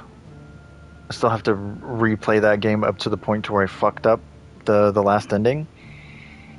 I'm still pissed off at myself for that. I'm so pissed off. I'm dreading just going back and replaying that game up to that point in Chapter 5, I think it is. Right before you go back inside the Shimizu residence for that dungeon. And then there's also Expedition 33 to finish, because Chapter 3 is just pacing really sucked me out of it. Because basically Chapter 3 is just grinding for the end game. That's all it really is, just exploring dungeons, grinding. Because I think I've done all like the main story bits up to that point. So all that's left is fighting bosses and getting new pictos and whatnot that I don't have that can make stuff easier. And that just becomes like a grindy kind of thing, and it just took me out of it. But they did drop that new DLC, so I don't know where that's at or how that's going to be accessible. So that'll be interesting to explore and to see if that really like sucks me back in. And then aside from those two, there's Hogwarts Legacy I want to pick back up, because playing through that game on 3 different files just to see all the roots of the Unforgivable Curses and then the second ending, it's really gonna grind that game to a halt for me. But that's why I'm playing the one I'm streaming on like the hardest difficulty, and then the other two that I'm doing off screen just to get to points to show off on like the easiest difficulty you can. So those will probably be the three I focus on the most until Resident Evil 9 Requiem comes out. So Silent Hill F has just got like one stream left. It's just doing the stuff off screen I need to do to get to that point is the hassle. And then yeah. And Shadows is up in the air because fucking I've heard rumors that they're doing a Black Flag resynced side quest in Shadows to kind of like promote that game coming out. I've heard that they're going to do a Cassandra DLC, or not DLC, but an update Cassandra mission to follow up on that issue puzzle, because Cassandra would still be alive with the staff of Hermes during Shadows' events. So I expect like a cameo from her, similar to what they did with Valhalla. And then they've got this thing going on with the Eagle, right? The person searching for the Eagle and the Animus anomaly missions. So those are like the only three things I've heard. Like the anomaly one being continued is for sure. We teased it at the end of the mission. The Cassandra one, you kind of felt like it was going to happen if they did it with Valhalla. But the Black Flag resynced mission, it'd be interesting to see how they do that, considering Shadows takes place like 200 years before the events of Black Flag. So we'll see how that works out. But obviously, I'll make videos on those when those drop, if they ever do. But it's neither here nor there right now. Silent Hill F, E33, and Hogwarts Legacy is what I'm going to turn my focus to. And I think it's going to be in that order. Like tomorrow, I'll probably start on Silent Hill F to get back to that point, so I can just do the stream and end it and be done with that game. And then from there, I'll move on to E33, reorient myself with that game, and then probably either finish it within a couple streams or bounce between it and Hogwarts Legacy, given my work schedule and how much my work drains me and how much time I can stream, if that makes sense. Like, because I don't know, like, how long I'm going to have, like, the energy to stream. And some games just, like, you can't do it. Like, I didn't want to do this stream yesterday because I just didn't have the energy after work. And the night before that, I just didn't have the energy because of work. And I knew that this stream was going to be longer because it was going to be until the end. Whereas with another game, that wouldn't really be an issue. But with that, I hope you have a great day or night, whatever it is for you. Remember, only you can be the best you can possibly be. And ta-ta for now.